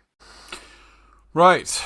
I honestly think cross save will be the solution, because that player that was saying, like, playing on the OLED Switch and just wanting to swap to the PC, I think that realistically crossplay is gonna, because then people can, like, oh yeah, I got my PlayStation 4, but then I bought an Xbox Series X and now I can swap to that, or I bought an Xbox Series X. An Xbox One, and now I've swapped to PC. I think cross save will be a lot of a saving grace for a lot of this. Right, should we move on to the last topic? Finally, yeah, sure. Finally, so we got the concept. No, I think that's enough. We should do this next week. I'm pretty tired. You're pretty tired. Do you want to put it off? We're gonna move on to what's the next part? We're gonna move on to the graphs. Yeah, let's put some graphs up. Okay. So, third topic, Baphomet, graphs. The betrayer. Third topic, graphs. Yeah. Baphomet, the betrayer infested boss. So this is from Silverbones, aka Bear. So here is and this how many years ago was this? 2013. So here's my new idea for a boss.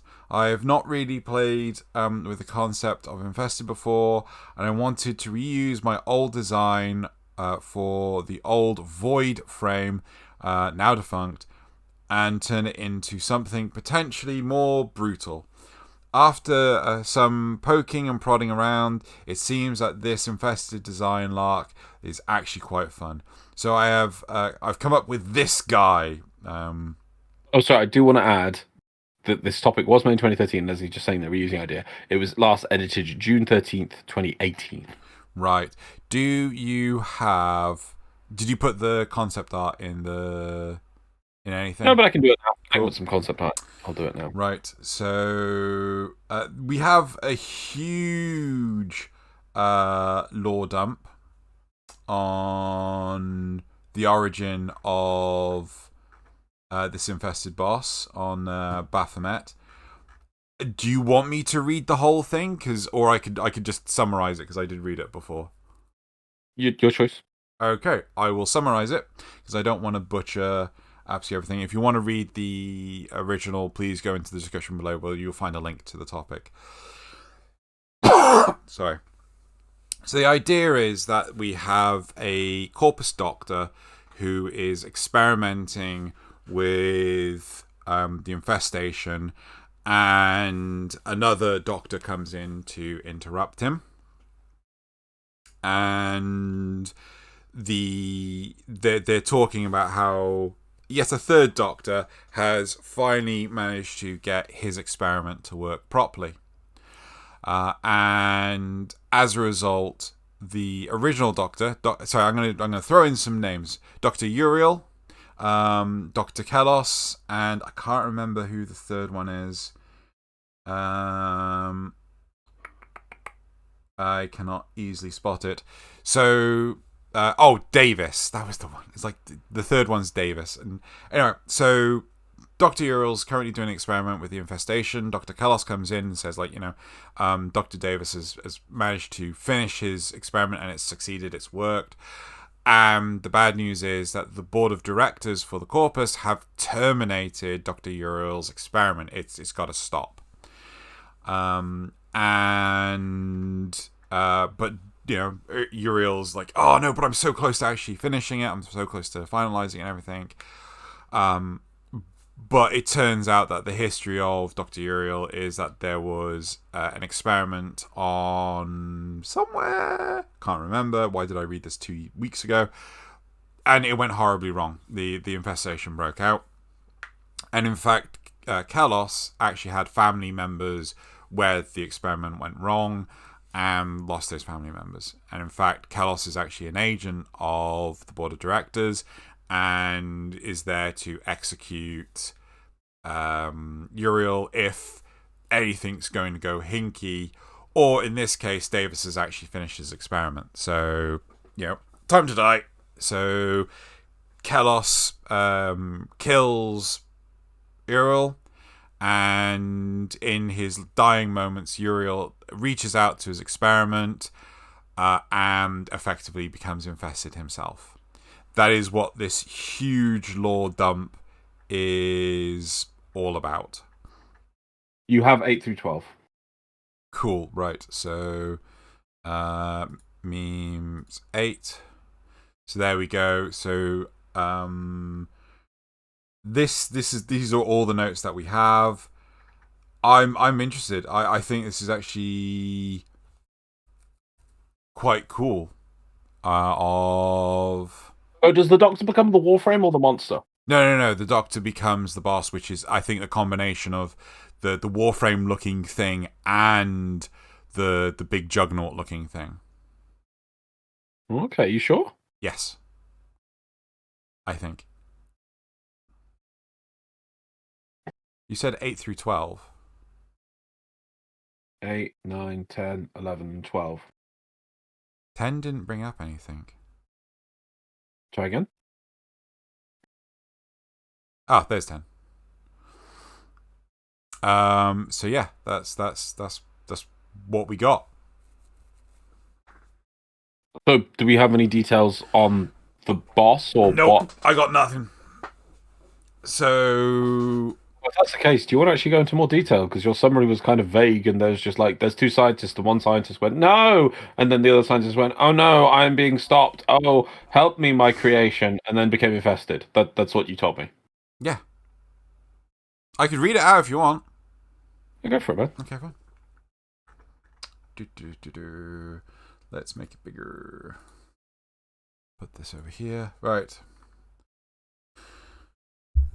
Dr. Uriel, the woman in a sealed lab suit came bursting through the door, but the motion did not disturb the tall, long-haired man from his work. Perhaps her entrance was marked by a brief pause in his hand movements, but otherwise, Dr. Uriel remained unfazed. Dr. Kalos, you need to be more careful when bursting into a live splicing. He spoke, simply and firmly. His eyes locked on the bioforge before him as two live samples were kept delicately apart by pinpoint fields of energy, allowing only select organs to join and merge. Gently, he moved his arms out of the controlled environment and pressed a switch to engage a stasis seal. Locked in time, he could return to his experiment after he had dealt with the excitable assistant. I'm sorry, Doctor, but... Kalos paused for a moment before her eyes grew dark. He succeeded. Davis managed to gain control. The news sank in for a moment, and as Uriel's gaze darted from Kalos to his experiment behind him, the dawning realization started to settle in. But the void transference. There's no way he could have harnessed the neural tremors in such a rudimentary shell. he said, his words betraying his confusion and raising disbelief. Get confirmation from the council. Davis is a hack. These twisted mongrels are not the solution. Dr. Uriel, Kelos interrupted, handing him a datapad. The council has already ruled your work a failure after the incident on Europa. They are ordering the whole biocolony destroyed and your notes taken for archive. She added and then frowned. It looks like she was about to say something else, but Uriel continued his protesting. Impossible! My work saved those people from on Mars and Earth. The cradle itself... That is cradle, isn't it? Where we at? Can you see where I'm highlighting? Is that cradle? Can't see what you're highlighting. Oh, the cradle. Yeah, cradle. Yeah, okay. The cradle itself owes its survival to my weapons. I will take this up with them myself. He said, starting to remove his gloves, but then was stopped when his eyes were drawn to Kelos, her hand now in possession of a flechette pistol, its golden sheen betraying her position as an agent of the council, her real identity. Uriel seemed to sag at the realization of her betrayal. He should have known they would not let his work go without their spies in place. The council has ordered me to make sure you cannot continue your work, Dr. Uriel. Kelos said sadly, if it helps any, I truly believe that you were the answer to our extermination, at least until Europa. Kelos? He pleaded. Kelos, he pleaded, placing down the pad and calmly moving his hand over to the side. You know that we are so close. This experiment could be the last step in gaining full control over the biocolony and ending the threat of the enemy forever. He added, pleading her with his voice. You know we can make this right. I just need you to walk away. I'm sorry, Doctor, Kelos said. Even as her finger pulled back, the council has decided the lost will be our saviors. The lost will be our saviors.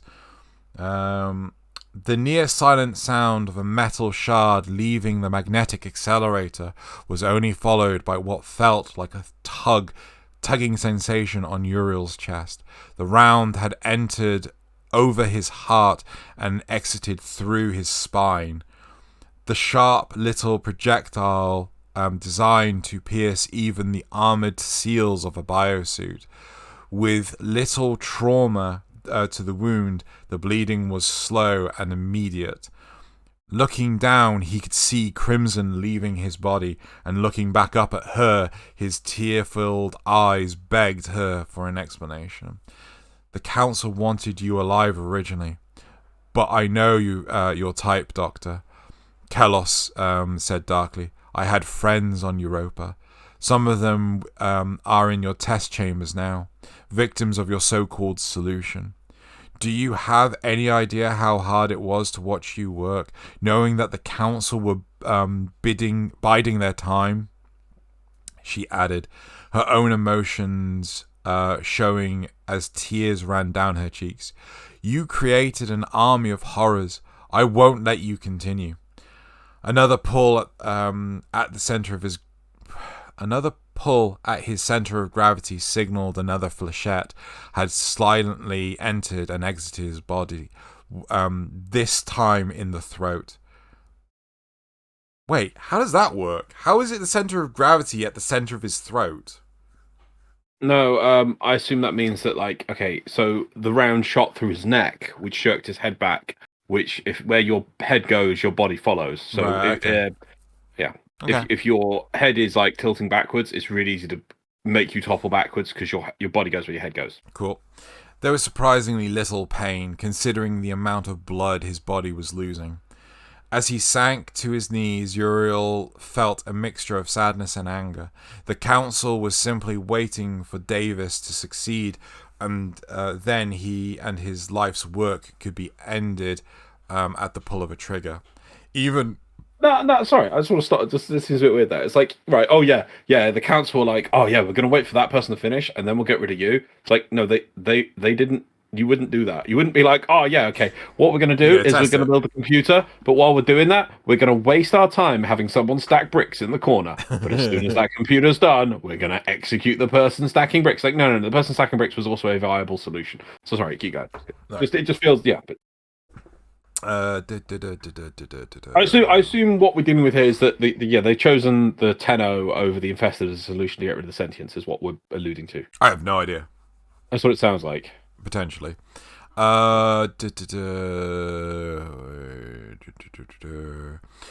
Even as he fell back, he could see Kalos walking away, ordering soldiers to take their plasma weapons to the specimens. Uriel lifted his head back to take one last look at his final experiment. He would never know if it would be a success, and that he could truly gain control over his children. As he looked, his eyes narrowed to see that one of the rounds meant for his demise had broken the stasis mechanism and hold the containment chamber. Mobile flesh pushing its way out from the newly made hole and started stretching out, searching for new flesh to consume. Narrowing his eyes in what was a last act of defiance, Dr. Uriel reached into his suit, pulled out a endodermic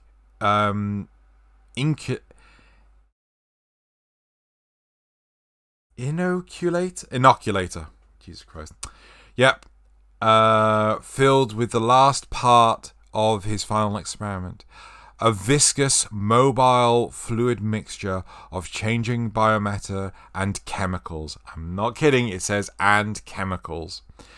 It was not ready for testing, nor was it ready for use, but there was one last chance to prove his worth and perhaps avenge his own death. With the last of his strength, he took the injector and plunged it into his neck, hoping he had enough consciousness to hit the spinal column and pull the trigger, flooding his system with engineered foreign tissue. The sickness and nausea hit immediately before the seizures, but the last thing Dr. Uriel saw with his human eyes was the fleshy tendrils of his experiment wrapping around and entering his wrist, devouring suit and skin alike. The Infernus serum would succeed. It had to.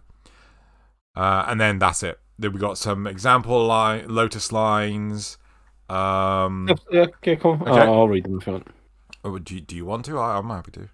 Okay, or do you? There's Baphomet lines as well. We'll pick one each. Which one do you want to do? I'll do the Baphomet lines then. Okay, so we've got Lotus. We've got Baphomet.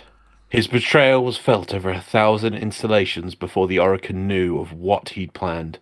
Once a powerful healer, Baphomet gave himself over to the infested, claiming immortality at the price of his mind. Now crazed, this betrayer bends the Technocyte virus to his will.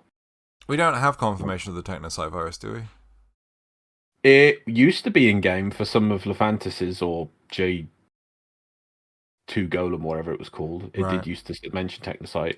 Oh, the J3 but Golem. I think those lines are gone now. J2 Golem. Yeah. The really old lines we're talking. Sure. Yeah. Merum is Baphomet's most deadly pet. The betrayer's hound is rarely far from its master. Do not listen to Baphomet's blasphemy. His mind is long since warped by the Technocyte virus. This makes him both dangerous and unpredictable. Beware of Baphomet's control over the infested. His hounds are fierce and relentless. Do not let him catch you off guard. When fighting, target Merahim Tenno.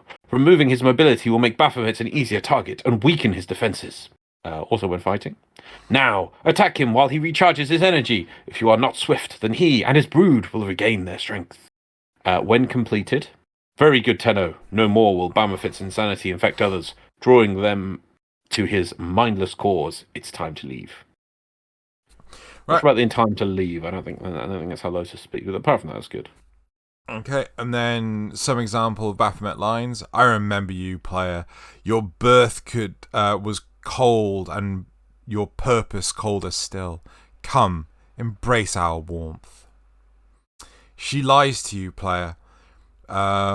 Free yourself from your warframe and taste the bitter fruit of truth.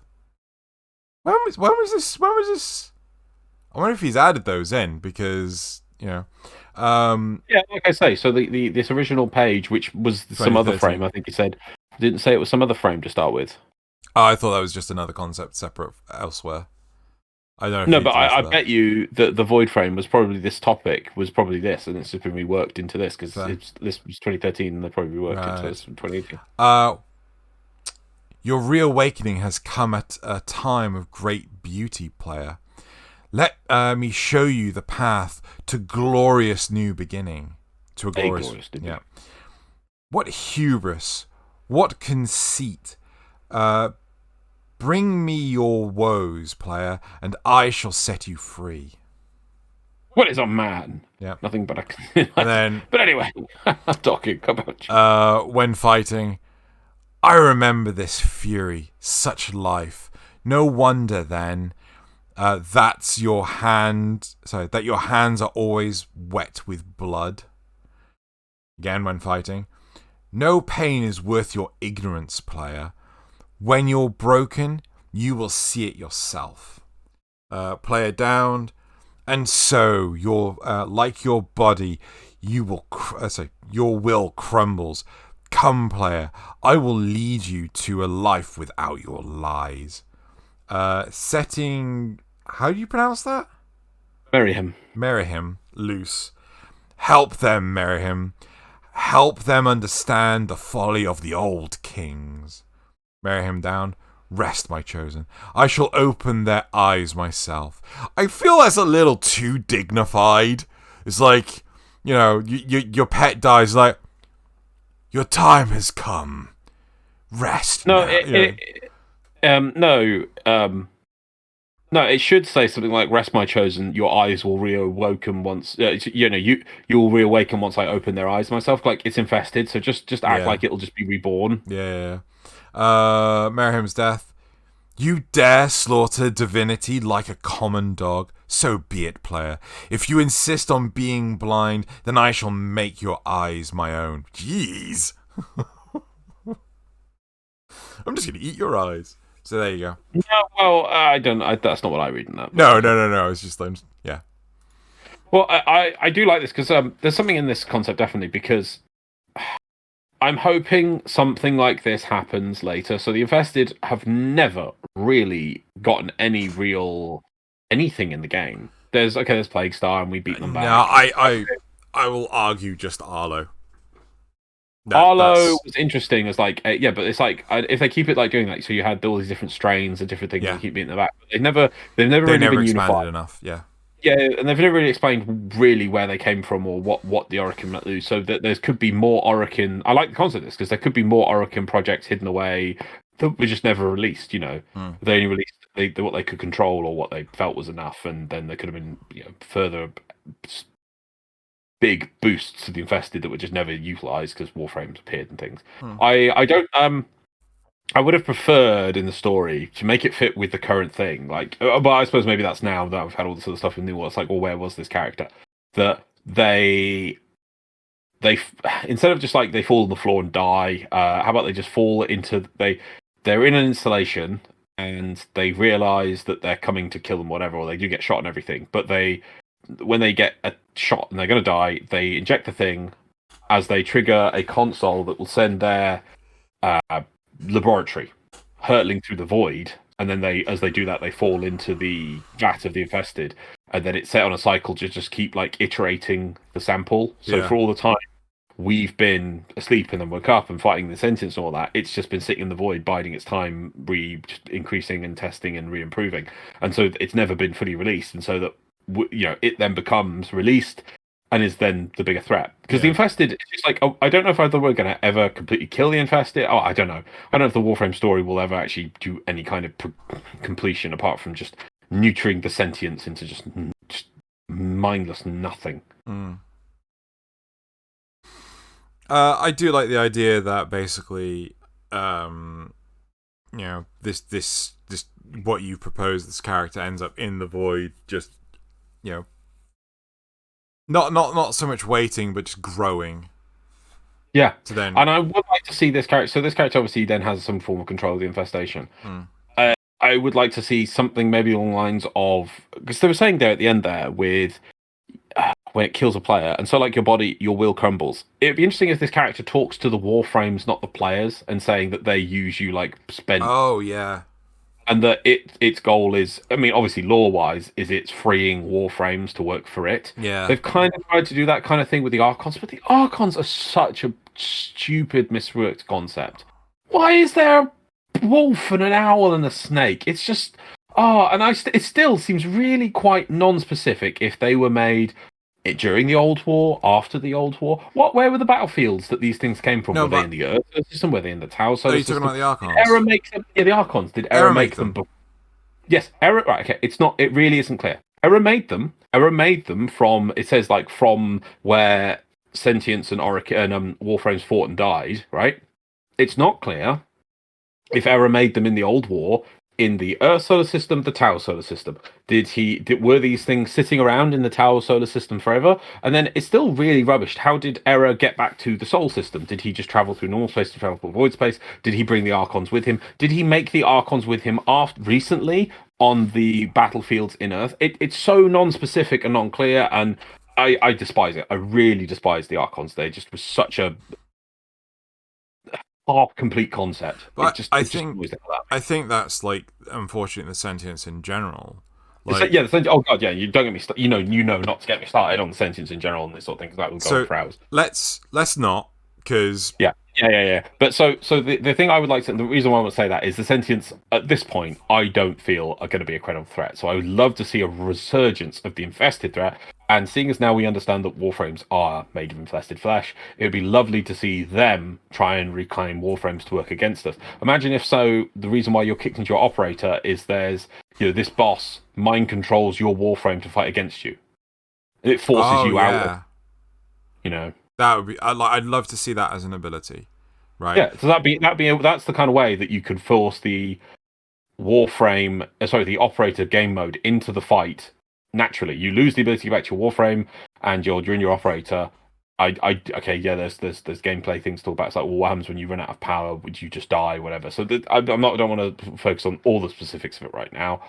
It could then go into a cool, maybe separate game mode where you're fighting, like when you fight the angels, that kind of feel, but you're fighting against the control for the warframe in, you like having a transference fight with the boss of your warframe. I like, because this is such a blank canvas, right? I love the idea that Uriel or Baphomet is growing in the void. I would like it. I know I added that. Yeah, I know you added that. Okay. As I was saying, blank canvas. We got a lot of room to play with and things. I'd like the idea if effectively, maybe, much like the Granum Void, Baphomet has some better understanding of the void and potentially eternalism, because he was, growing there. Maybe it could be a case of he can actually use eternalism to grow the infested at a different rate compared to everyone else. Yeah. So it's just like, you end up downing, is it Merim? Yeah. Right? You down Merim, he just grows another one there and then, right in front of you. Right? Because he uses eternalism to basically have it skip time. Well, I wouldn't say right there in front of you. I think it'd be better for a story point of view of why things happen, because you could just say that you don't need to have the whole eternalism thing. It's just infested flesh. He just regrows the infested flesh. You don't need to add eternalism to that. That just seems like a waste of eternalism. Just what you just suggested. Well, I mean, how long does my understanding is that with the infestation, it doesn't. If he has complete control of infested flesh and infestation can rework in flesh, he can do anything with it in theory. Like that. That doesn't. So you think he would be able to just grow a new enemy like in a heartbeat? He could probably have it that if you down the enemy, he could then have it absorb nutrients from the surrounding material to push the bullets you pushed into its body back out, reattach all the limbs, and just have it get up again. Fair enough then. I'd be down for that. Yeah. Whereas I do like the idea though about the void internalism, but it could be that from story point of view, why he could make more strains quicker. He could evolve his infested quicker. Sure. The mission types would be varied, and like new enemies would appear. Okay. Okay, so my ultimate question, right? Can you kill him in the boss fight? No, I see. That's another thing. Yeah, I was going to point out. It says almost like you do that. I don't want that. I don't want that. So my thought is not in this boss fight anyway. Like you can eventually kill me. No, my thought is that maybe you do kill him, but he comes back. He can't really die. Yeah, because he has such through normal means. Yeah, through normal means. Like that you basically need an anti-infested serum which doesn't exist to basically prevent this guy from coming back, right? Wow, wouldn't that be cool? Then, like as part of a quest line, you as an internalist, you go back into the lab, and you have to stealth around the lab just as this event's happening and steal a copy of the serum that made him. Yeah. Like you could do all sorts of weird and wonderful stuff like that. But I just basically this is one of the biggest bugbears I have with Warframe is the fact that so many of the enemies, they just you kill a boss and they're like, but I killed you. My understanding is you're dead. I was like, no, I'm fine. Yeah. You see a corpse, and it's like, the situation is either that you'll never hear that character again, so you assume, is that character dead? Until eventually DE goes, oh no, Saga Struck isn't dead. It's like, oh, okay, it isn't. That you kill it, but it says it isn't dead. It's like, okay, well, why not just have the character escape? It's not, just make it clear. Have the character, even if the character just goes, I'm invincible now, and runs to an airlock, that's better than just seeing a corpse. Do you know what I've just noticed? What? The bloody profile set to low resolution. Oh well, this episode's low resolution. You need a better organization. Well, the problem is you can't set it to swap on a hotkey. I wish I could hit press a button and then it swaps to the right thing, and then oh god, it does my head in. Anyway, I meant about a tick sheet. Huh? About a tick sheet. Yeah. Anyway, it's fine. It is what it is, right? So I really like this concept. I really like the boss fight idea. I love the idea that we're getting the Warframes to sort of reject the. So would his question. Loz's idea. Don't get me wrong. It's all Loz's. No. It's just fact you're saying. I don't want to diminish the work that we're talking about. So the concept. When you say the concept, you should just talk about the infested Warframe and the character thing. And I love Loz's additions. There you go. Yeah, because I don't want to say that want to diminish what the work that was actually done here, the core concept, which is not. Yeah. So don't just blatantly add it all together. I feel that Infested have needed an addition to the gameplay for fucking years. I thought Arlo was going to be that. I thought that was the start of it, and it wasn't. Then I thought Deimos was going to be it. Do you remember our Deimos idea? Oh god, yeah. With infested hives and fighting out. That was not subverted. That was undercut. Maybe it is the same thing, but it was neutered. Oh god, it was. The problem with Deimos was the fact that and it's the Entrati family. I'm like, but infested. But we don't understand how on earth the Entrati still maintain their individuality. Wouldn't it be better if instead of the whole thing with the Entrati and the Void and everything, which is clearly supposed to be post new war content, if it's the Deimos open world had the Mycoans, introduced in the quest. Here's their open world. They're having problems with their strain. Other strains are appearing and beating their strain, and they need their strain to survive. And they're discovering some useful things with their strain that could help the solar system as a whole. Maybe improve warframes and other things that make them more stable or something. Well, it would be cool. Instead, it's like, no, here's the heart of the void. What the hell is that? Why is the heart of the void even on Deimos? I know. Why Deimos? No, let's not go down that rabbit hole because we will start crying. But no, I think it should have been I think all of the strains. So you get Arlo's strain in there. Maybe they get No. So the Mycoans start doing things that to improve their strain, but unknowingly, maybe they're I don't mean exactly, but do you know, like when they were in StarCraft, when they were turning Kerrigan into the Queen of Blades? The first one. Yeah, the Chrysalis or whatever. And you had all the different strains. It's sending off psychic signals, and that's why the Mutalist strain's coming, and that's why, and so they're attacking because they know something's happening, and you can build off the plot from there. Like, oh, that would be interesting. No, I don't mean that Kerrigan sort of character comes out, but I meant that they're doing something that alerts the other strains, and that's why there's all these strains fighting over this place at the time. Yeah, and you can have new strains come in from a mix of the old strains. Like, I would like to see. Okay, so Alad V has become healthy again, so to speak. Why can't we have an alternative new figurehead for the Mutalist strain?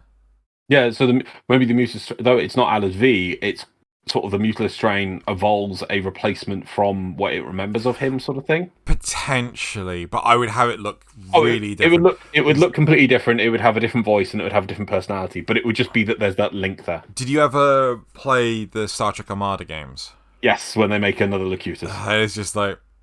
okay idea, but they should have done more with it. It shouldn't have been a Locutus. It should. Yeah. But I'm here. Anyway. Right. Should we go to the replies? Yeah, sure. Boss named after demon? ? Can't see it fitting in the game, but that's just me. I mean, we got Oberon. Oh no, Titania. Oh no, Rhino. Oh no, Loki. Yeah. I'm pretty sure that probably is a demon. Waiting for Zeus / Thor / oh no, Nezha. Yeah, Nezha, Wukong. Yeah. I know we're missing. There's going to be something we're missing. It's like, oh yeah, that really obvious ones. Yeah. For a boss stage, I'm thinking of a giant Colosseum area with multiple battle platforms that's been overrun by the infestation. For the fight itself, I'm not so sure, but I do have a vague idea of one. Since he is a healer, I'm thinking that in addition to healing, what if he mutates infested and they gain new attacks and abilities? That does tie in with the boss fight, which I'll explain now. For the boss fight, which seems more of a support frame, I think he should ride a giant charger, kind of like Forid, minus the sentience. For weapons, I think he should have some kind of infested longsword, kind of like the Maya, only bigger, longer, more blade-like, and maybe an infested rifle for phase 2. Okay, hear me out. I don't know how well this would work, right?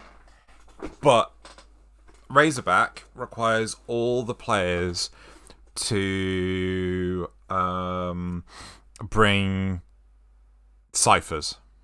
I have to remember what there was, right?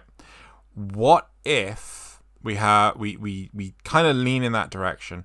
The players from the boss fight itself, from that node, they have to go to a section of the infested part of the world that has Arlo strain, because you got the whole zealot, is it the prelates? I can't remember what they're called. And they have those weird lanterns that fuck with the infested, right? What if we had it that you had to go get those from the Arlo strain in the same mission, right? So it could be just like, we've got this weird tower structure, which is all the infested come together, which is where Baphomet is. You go to the Arlo section, you get those lanterns, and you go take them to Baphomet to weaken him. Yeah. The design is awesome and follows the Baphomet theme very well. The one big thing I wonder about is how the appearance would translate beyond this sketch. We only have the current in-game designs and lore to go by, but I always got the idea that losing oneself to the infested would wreak a ton of havoc on the body to the point that a previous entity might be unrecognizable. I'd love it if something like this expanded on the lore in a meaningful way and we could learn more about what becoming infested entails for Corpus Grineer and Tenno. I'd also love to learn how a Tenno could manipulate the virus in the way he does. Maybe a certain psychological or even genetic traits allow this. It could open up very interesting paths lore-wise. Something tells me that point was made before Nidus and before Helminth and before the sacrifice. The sacrifice, yeah. No, that's what I was about to say. And the last point is to suggest on how the boss stages could work is that Baphomet would enter the area on his infested pet. It could be a charger or a new type of quad dual-legged infested that is fast-moving. The area would be something like maybe 2 tiles long, where he and the players can freely travel between 2 tiles that is connected on a corridor, not a door. So it's like this person saying, "What if we could have areas that were bigger?" so we're talking like the Jackal, except for it goes back. Yeah, like the Jackal, but you can go back and forth. Oh, I'd love if they just put a more updated version of the Jackal with like multiple rooms that give random buffs to it. Yeah. So it's different every time. That's what I was really hoping for. And it does one movement. Like, oh wow, I fight him in this room, then I fight him in that room. So I was talking to Nazareth about this. I really feel that there needs to be mission types and things that are only available on harder difficulties of the game, because everything is brought in early on in the game. Like we were doing the conjunction survival, and I was left unimpressed, and I was just like, what is it? This is just survival. It's like, this is survival with extra steps, because let's face it, the Thrax, the Lure Thrax, they're nothing. Necromech didn't need to exist in this game mode. I don't understand. Like the Necromechs need to just utterly dude walking around. What the fuck? Yeah. Anyway. No, unless there's some sort of teasing, some sort of cool super lore, I don't think it is. I think it's like, oh yeah, we got this one of these enemies from Deviri, and we put him in this game mode, and he walks around, and gives buffs. Yeah. Yay. Buffs. Right. I don't know. I was kind of hoping there would be an event. I was. Do you know, even an event for this game mode would be nice. Yeah. Something, please. Yep. No, just last hold one? tight and wait for Deviri. That's it, isn't it? Was the... That's yes, no, it was the last one. Sorry, apologies. Yes, right, so that is it for the concept that we finally got to after 2 weeks. After 2 weeks. Right, okay, cool. So let's turn off that and move on to the graphs. Are you ready, Loz? Yeah. Cool. Right, so the first graph we have is how do you feel about DevStream 166? 8% said negative, 38% said positive, and 54% said neutral. I was left wanting with that dev stream, so I hate to say this, but I was negative. I was quite neutral. It was nice to see upgrades for frame. I was like, wow, Grendel. I haven't had a chance to play Grendel yet. Like, Grendel seems the surprise hit of the patch. I was talking about the dev stream itself and the way it presented stuff. I was a bit underwhelmed by how they sold the game mode and the new frame. I think I bought Veruna. I haven't even found time to play it because I'm just like, it just feels like I'm gonna have to spend. I don't know what it is. I need to come up with a strategy to learn to play Warframes. Because I look at it and I'm like, right, I'm gonna have to first of all I need to level this to 30, then reset it, and then start playing it properly, and or maybe to learn the abilities, and then it's like, am I really gonna find something in playing this Warframe? Are you talking to me? No. Okay. I just wonder if there's like a message pop up. No. Keep going. I mean, I do struggle in Steel Path and things in the higher end of missions because I don't understand the damage systems to the degree I apparently need to. But am I really going to find that knowledge in a random new Warframe? And I really feel I'm not gonna at this point. I just feel it's going to be like, oh yeah, you just got to play this Warframe. Yeah. So yeah, and there we go. That's my feel of Deathstream. Yeah. Next. Right. How do you feel about Lure's Prey since its release? 8%. I just realized I need to read them out. 8% said neutral. Sorry, negative. 38% said neutral, and 54% said positive.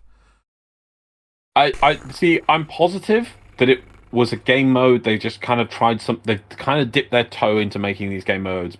It's a different game. It's a spin-on game mode. That's great, but we should be seeing like one of these every month. They shouldn't be like, oh, here's Lure's Prey, this amazing new thing. It's like, yeah, you've gotten survival, you stuck Necromechs in it, you stuck Walk Around Boy, and you stuck mobs appearing at 5 minutes. I'm sorry, that's not game breaking. We should be seeing this sort of thing once a month, really. To me, like again, I was talking to Nancy about this. I think that first off, it should have nothing to do with the Worm Queen, lore-wise. I think they should bring in, what's his name? Corrupted Vor. Because, this would have been a brilliant instance for it. I don't think they should have had the lure Thrax.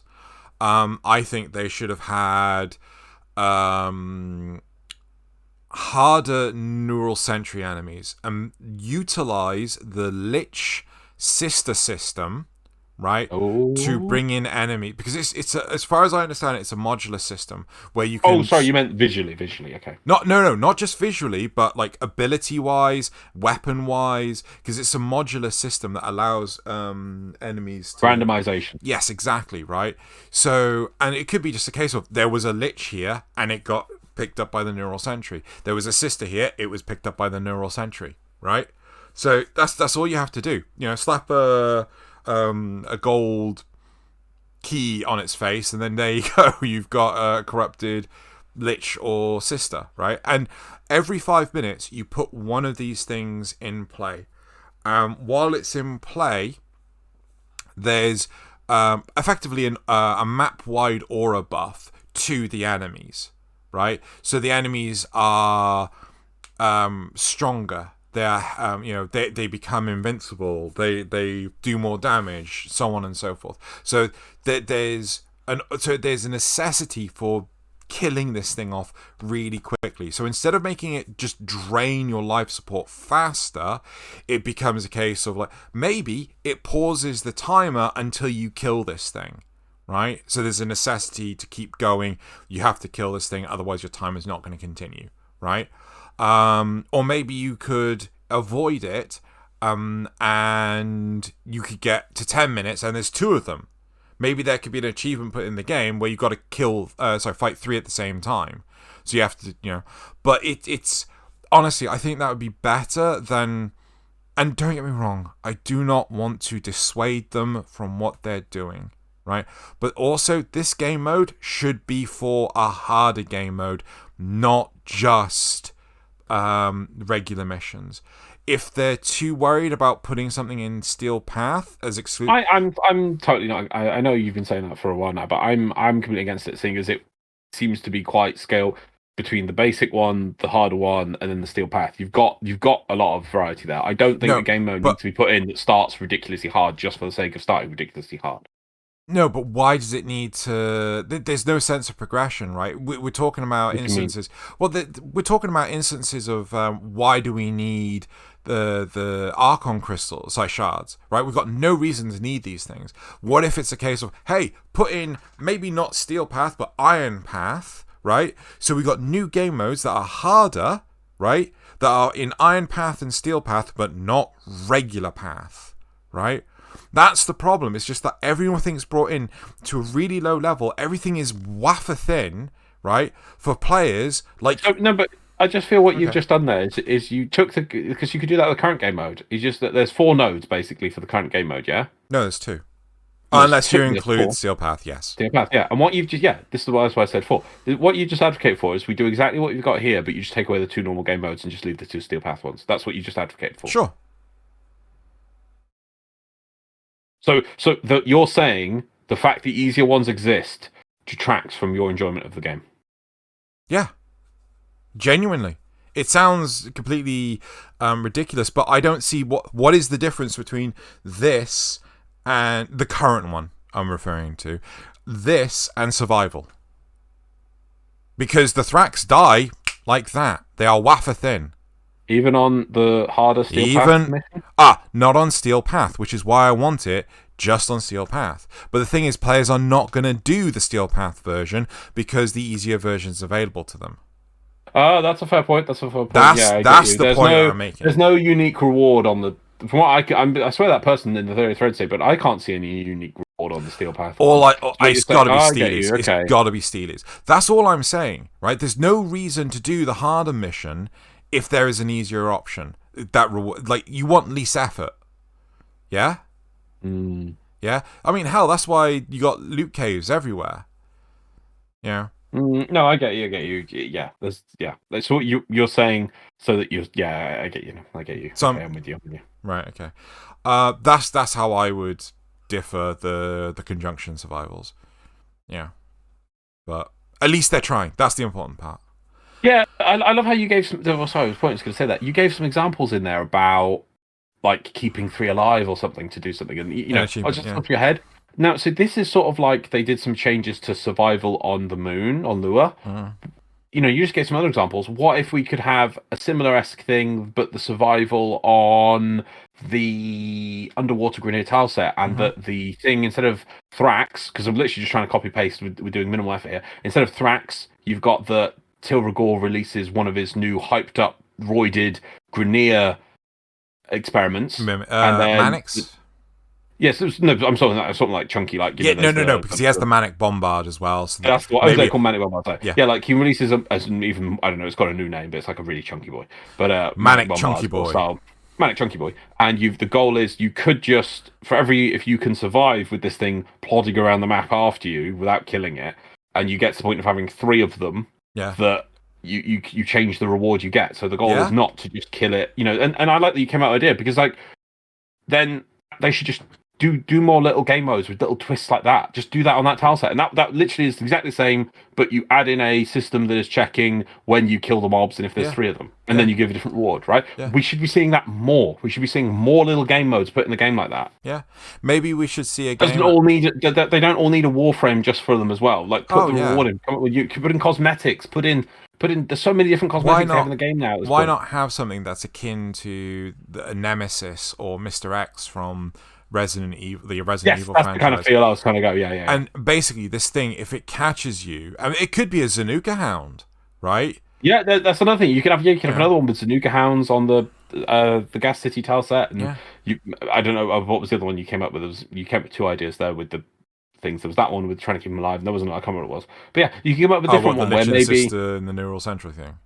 Well, no, I meant to adjust the same game mode, a survival with at 5 minutes there's something, but then either you don't kill it, you kill it, you have to do something with it, and just and instead it's Zanuka things, and you have to do something different. Maybe you have to hack them multiple times or something. You know, but I just the point I'm trying to get at is that they've got all these game modes in, but it's nice to add these little changes, and I just feel that Lure's Prey, they make this, it's this big game mode, we've released a game mode. So no, you just sprinkled on an existing game mode. You should be doing this more often. Yeah. And I want them to push more for a reason to fight harder things. Like I know you're pushing that for that. Anyway, right. We've spent some time on that one. Should we move on to the next one? No, we're going to sit here and do nothing. Cool. 3. Oh, it's still broken. It's always broken. Why is it never not broken? There you go, 3. I mean, what happens if, like, you had to kill the Thrax in the bubble of the guy walking around? Yeah, there we go. Yeah, that's that. You know, you had to lure the Thrax to the Drax using your Necromax or something. I don't know. Yeah, you know, there's link things together in the mission instead of just the reward table. Anyway, when do you think Deviri will come out? 8% said April, which I think is what you said. 23% agreed with me on saying June, right before TennoCon.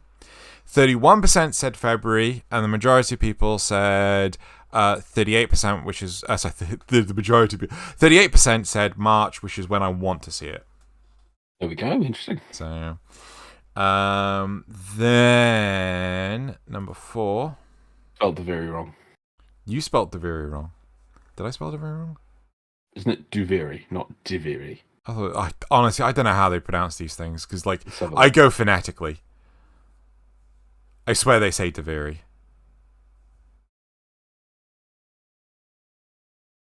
Yeah, no, you spelt it wrong, not pronounced it wrong. No, I spell it how they pronounce it.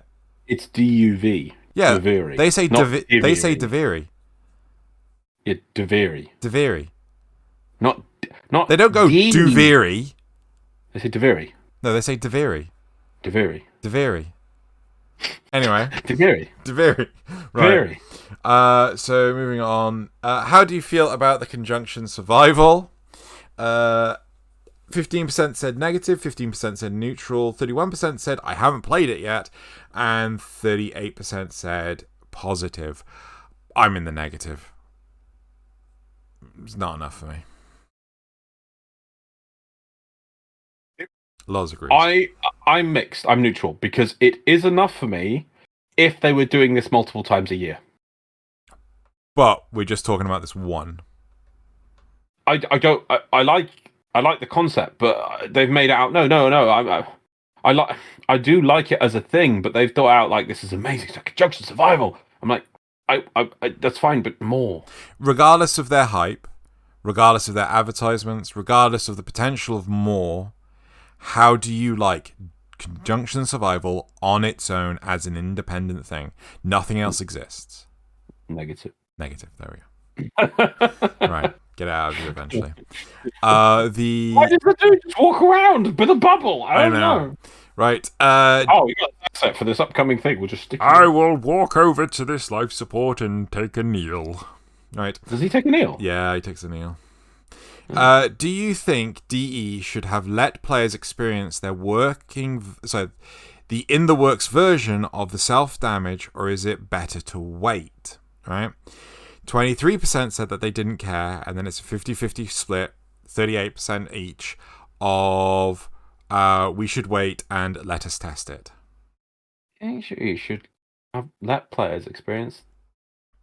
You think you should have let players experience their in the works version? Oh, their in the works version of self damage, or is it better to wait?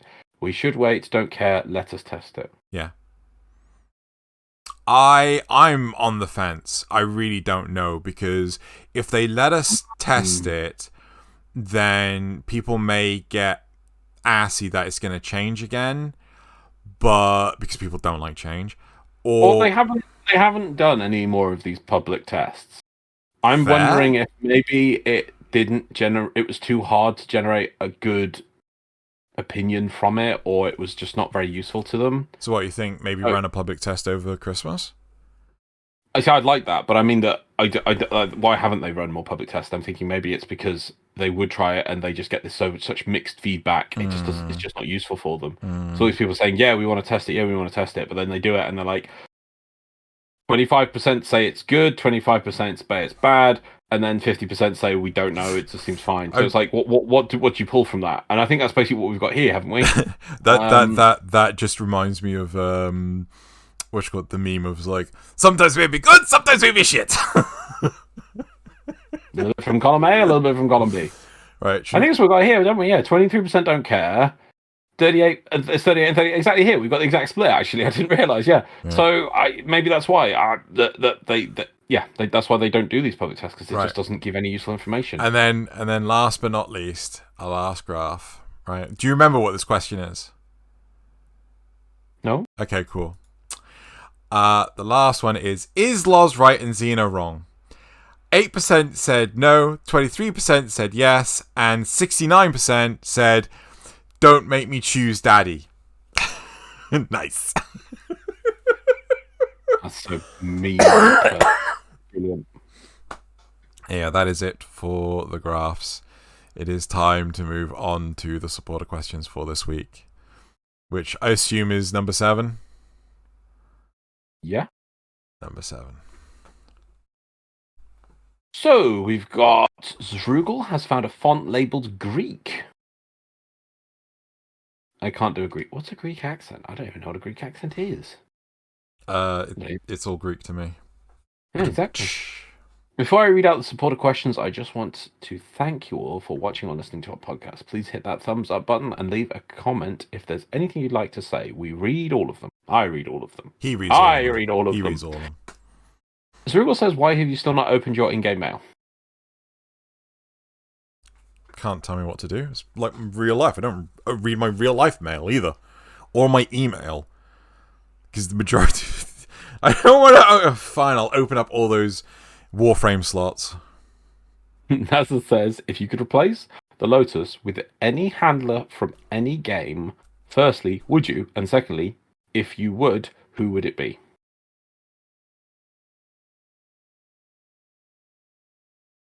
I would.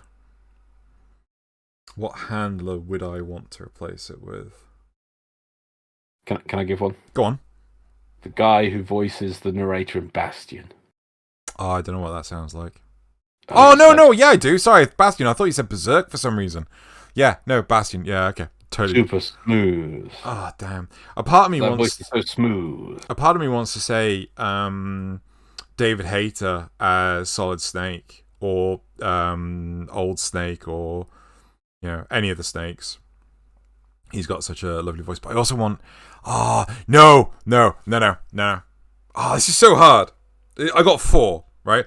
Steve Blum, right? Who does like all the Wolverines. I don't know how he's... I gotta choose one. You've not read the question. Well, of course I haven't read the question. You're reading it. The question is if you could replace those with any handler from any game, not voice. But in Metal Gear Solid 2, Snake is a handler for Raiden. That's fair. I'll give you David Hayter. So it's not David Hayter you're guessing. It's Snake from Metal Gear Solid 2. Yeah. Who else? I think he's realistically the only option because I don't remember Medivh ever giving orders to anyone. Does Medivh... Free, sort of. Well, if you're willing to take Medivh, I'd take Michael Bell. Nah, he's more cutscene than. Yeah.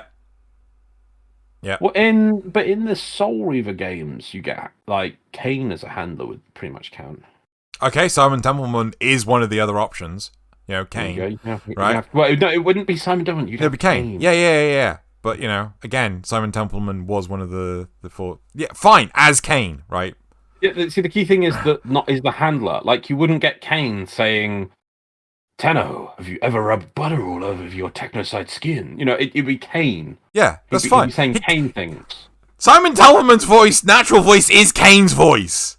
He sounds like that on the... No, I mean, it would be Simon Templeman would only be able to say what the character... How do you drink their blood? Yes, how do you drink their blood? Where's the blood come from? I don't see any blood in this. Poke it deeper. Right, okay, got it, right. The key point is the character, That's fine, it's fine, right? Now, just give him a question of what voice actor he wants, because that's all the question he wants to answer. He doesn't care I can't... As was paid for this question, and you don't care about it. I do care about it. So either Kane, right? Kane, because he does talk to people as a handler, or... I don't know what he calls himself in Metal Gear Solid 2. Because he doesn't call himself... he calls himself a different name as he's the handler. He doesn't refer to himself... Yeah, he doesn't refer himself to Snake, because that's... Snake is Raiden's code name that fake Roy Campbell gives him. Oh, does he not give himself a name? So does he hide his? Does he do the static thing? Yeah, no. He's on screen and things, but no, I can't remember what his name is. But yeah, what he gives himself as name is Dave or Jeff or whatever. But yeah, anyway. Matt, have you rewatched the end of Metal Gear Solid 2 recently? No, isn't that like the AI just the state of America? Talking?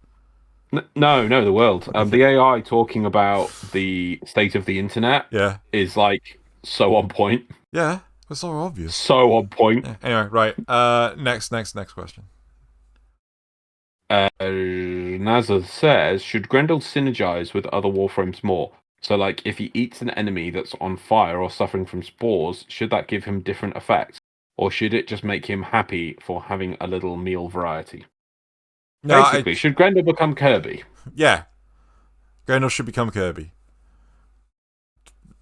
Yeah. Right, next question. Ureli Mating Press says, it's been a full week since the update. Have you managed to make a good build for Varuna or for Grendel or Ureli after the changes? Or have you only dipped into the game for the weekly hunts? I haven't even dipped in the game for the weekly hunts. I've just been playing the Survival Conjunction with Nazeth. But mostly I've been playing Dark Tide. So, yes. No, as for Ureli, I haven't tried Ureli, Grendel, or Varuna at this point. I've just been doing my Carl missions. I've already maxed it out and everything. I just like buying crystals. I just enjoy those. Those are... They're just good. I want more missions. I really enjoyed that game mode. Just that's what I've been doing. And then playing Dark Tide. Right. So next week on the Dark Time clock. Yep. Off the coast of the Dark Tide. Anyway. Right. So that is it for the supporter questions. And now it is time to move on to the community responses. Peter Graver, personally, Lewis Pro didn't really add anything new content-wise, just new survival nodes which are a variation of existing content. It only took me 6 hours to farm all the new weapons and Varuna as As for replayability, after a certain point, there's no point to keep returning to these missions. There isn't currently a reason to continue to farm Lua Thrax Plasm once you have all the rewards. I would say the arcanes could prolong your playtime if you're concerned about them. Unfortunately, these arcanes are also niche and probably will rarely be used unless a new meta rises. Fair. Part of me is like, now that they've brought in that new terminal for arcanes, I might actually start focusing on arcanes. Ryan Swass, I'd love to watch Elden Ring gameplay, and since you're not very experienced with Souls games, I recommend playing co-op with mod that can allow seamless co-op gameplay. That would increase the difficulty, so maybe another mod to make the game easier. Think of the shenanigans. Seamless co-op. I want to know what I think that's the. So I'd love to watch your Elden Ring gameplay. Since you're not very experienced with Souls games, so I think use a mod for the other Souls games. Oh. Elden Ring has co-op, doesn't it? Yeah, that's what was confusing me. ZBetaza says it would have been interesting after rotation C, 20 minutes, you fight a Drac Master mini-boss. With every C rotation, more of them appear and stronger. Total of 3. You cannot damage a Drac Master while his Drax companions are alive. Yeah. They're also immune to melee AoE because of special armor. Yeah. King of Gaming, D said that they want less abilities that are set and forget.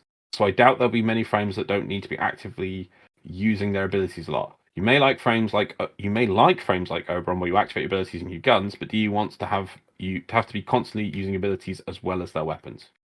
I'm trying with Varuna, but I need to understand her more. Edward Paddock. Oh yeah, okay. We're in the middle of Tenno. We're the middle of Tenno of history, man. No purpose or housing. We have no great new war, no great depression. Our great war's a spiritual war. Our great depression is our lives. We've all been raised by Nefanu to believe that one day we'd all be millionaires and movie gods and rock stars, but we won't. And we're slowly learning that fact, and we're very, very pissed off. What is that from? I think, is it a Fight Club quote?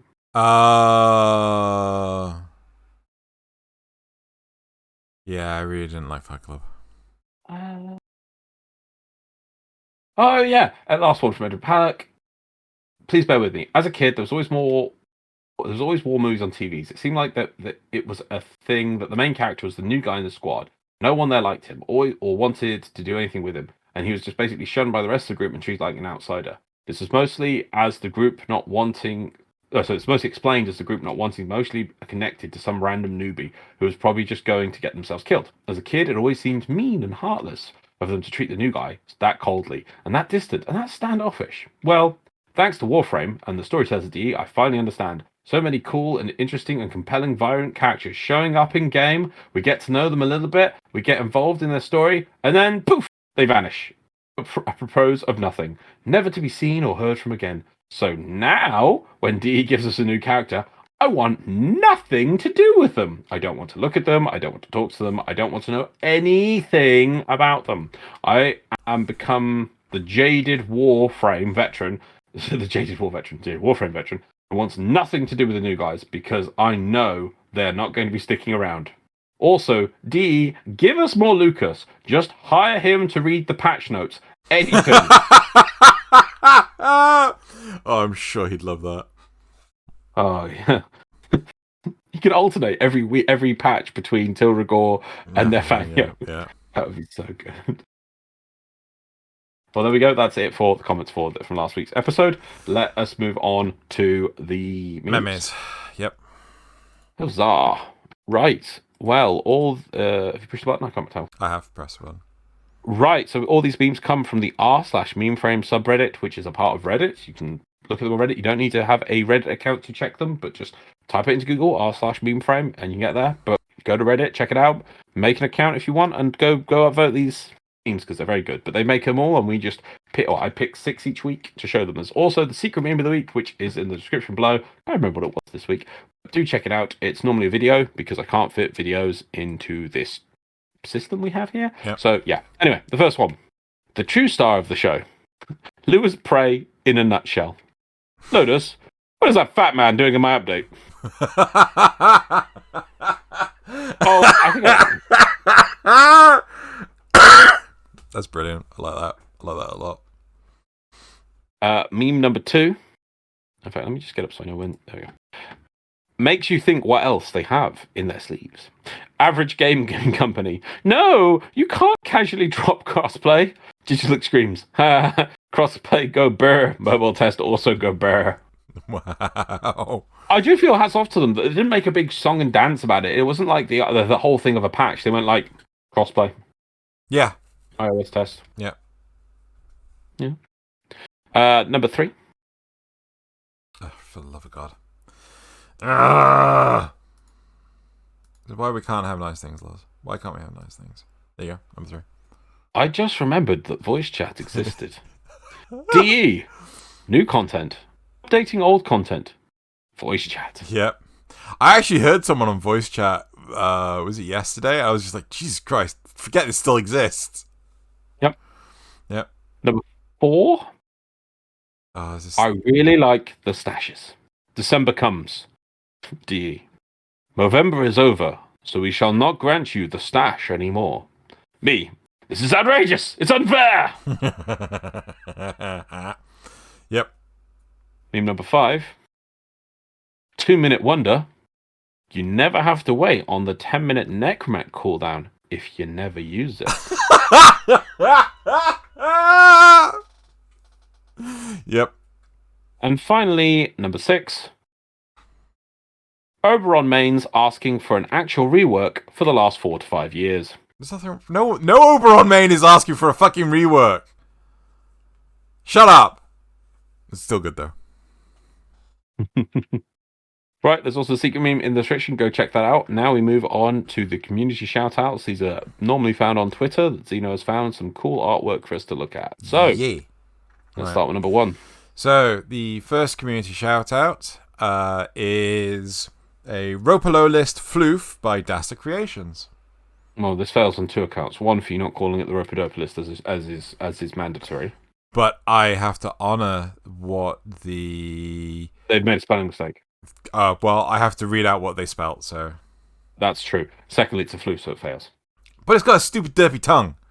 It has a derpy tongue. It's still a floof. I would rather have this as a floof than any of the existing floofs. That's right? true. It's I would buy this from the thing over any other floof. Yep, fair. Right. Right. Second community shout out. Right. So we haven't had a Tenno Gen in a long ass time. So this is the Excalibur. I don't know how you pronounce this. Vipir? I'm not entirely sure. Tenno Gen by Cobalt. This is Excalibur-LOZ. Look at that. Look at it. Look at it. Look at it, Loz. Look at it. It's not Excalibur. That's Excalibur-LOZ. Right. The third community shout out. Mental note. Fix that this weekend, for the love of God. Right. The third community shout out. Oh, well, hang on. Actually, what it says there is Excalibur Vipir is finally completed and uploaded along with the Vipir Flame Axe. Go take a look. The Flame Axe, which is not listed here, do check out the link description. It looks amazing. Yep. Right. The third community shout out is a Cora Deluxe by Lol Kato, I think. Wow. Krato? Yeah. So, yeah. I think it's supposed to be a gift for someone. But yeah, it looks absolutely fantastic. The fourth community shout out is a comic of Daughter and Vault by Jika Cake. It just says love her. Yeah. Oh, hello, Tenno. Impressive. I think it's just like dialogue that she has, but I like the transition of the art style and everything. I think it's when you give Daughter like fish and things when you're interacting with her. Mm-hmm. Well, okay, the artwork is thirsty, but I'm sorry if you look at the tiny little one, the one at the bottom. I love the transition between the two. Yes, but if you look at what she's holding, it technically looks like a chopped off penis. Oh, does it? Yes. Oh. Oops. So, moving on to the fifth community shout out. We have a humanized version of Varuna by Pikutan 0920. Going to Overwatch soon. Yep, clearly. And then, last but not least, we have the Pyraxis Ember by Narabon. This is the the deluxe skin that was concepted by Debbie Sheen. Nice. Yep. Most people won't do it, but the shoulders very Kingdom Hearts. But yeah, these spiky, weird, floaty bits. It reminds me of Kingdom Hearts. Yep. All right, and that is it for the community shoutouts. Yep. So thank you very much, everyone, for watching/listening. That is the end of this week's show. I imagine DE are going to shut down probably early next week, and yeah, it'll be a bit of a quiet period. Maybe Loz will get his event. Maybe. I was about to say I don't think we're getting our event, but because we're not getting another dev stream before the end of the year. It's not. As we said, the last one was the last dev stream of the year. True. But would you? We're going to start thinking like, what would we like to see of Warframe in 2023? I mean, the pandemic is basically over in way of disruption now. You can't use an excuse. Oh well, pandemic disruptions. Like, come on, we it's been years now. Either you're used to distance learning, distance working, sorry, or you're in work. It's no longer an excuse. This is just how it is. So that's not a factor anymore. And maybe we could think of that for one of the future episodes. Yes. But yes, that would be a good one. But here's one question: do you think have we had an operation in 2022? Not that I can think of. And lastly, do you think we'll get an operation in 2023? Not that I can think of. I want one. Just give me more operations. There you go. Yeah. All right. Let's end it there. Bye, everyone. Goodbye.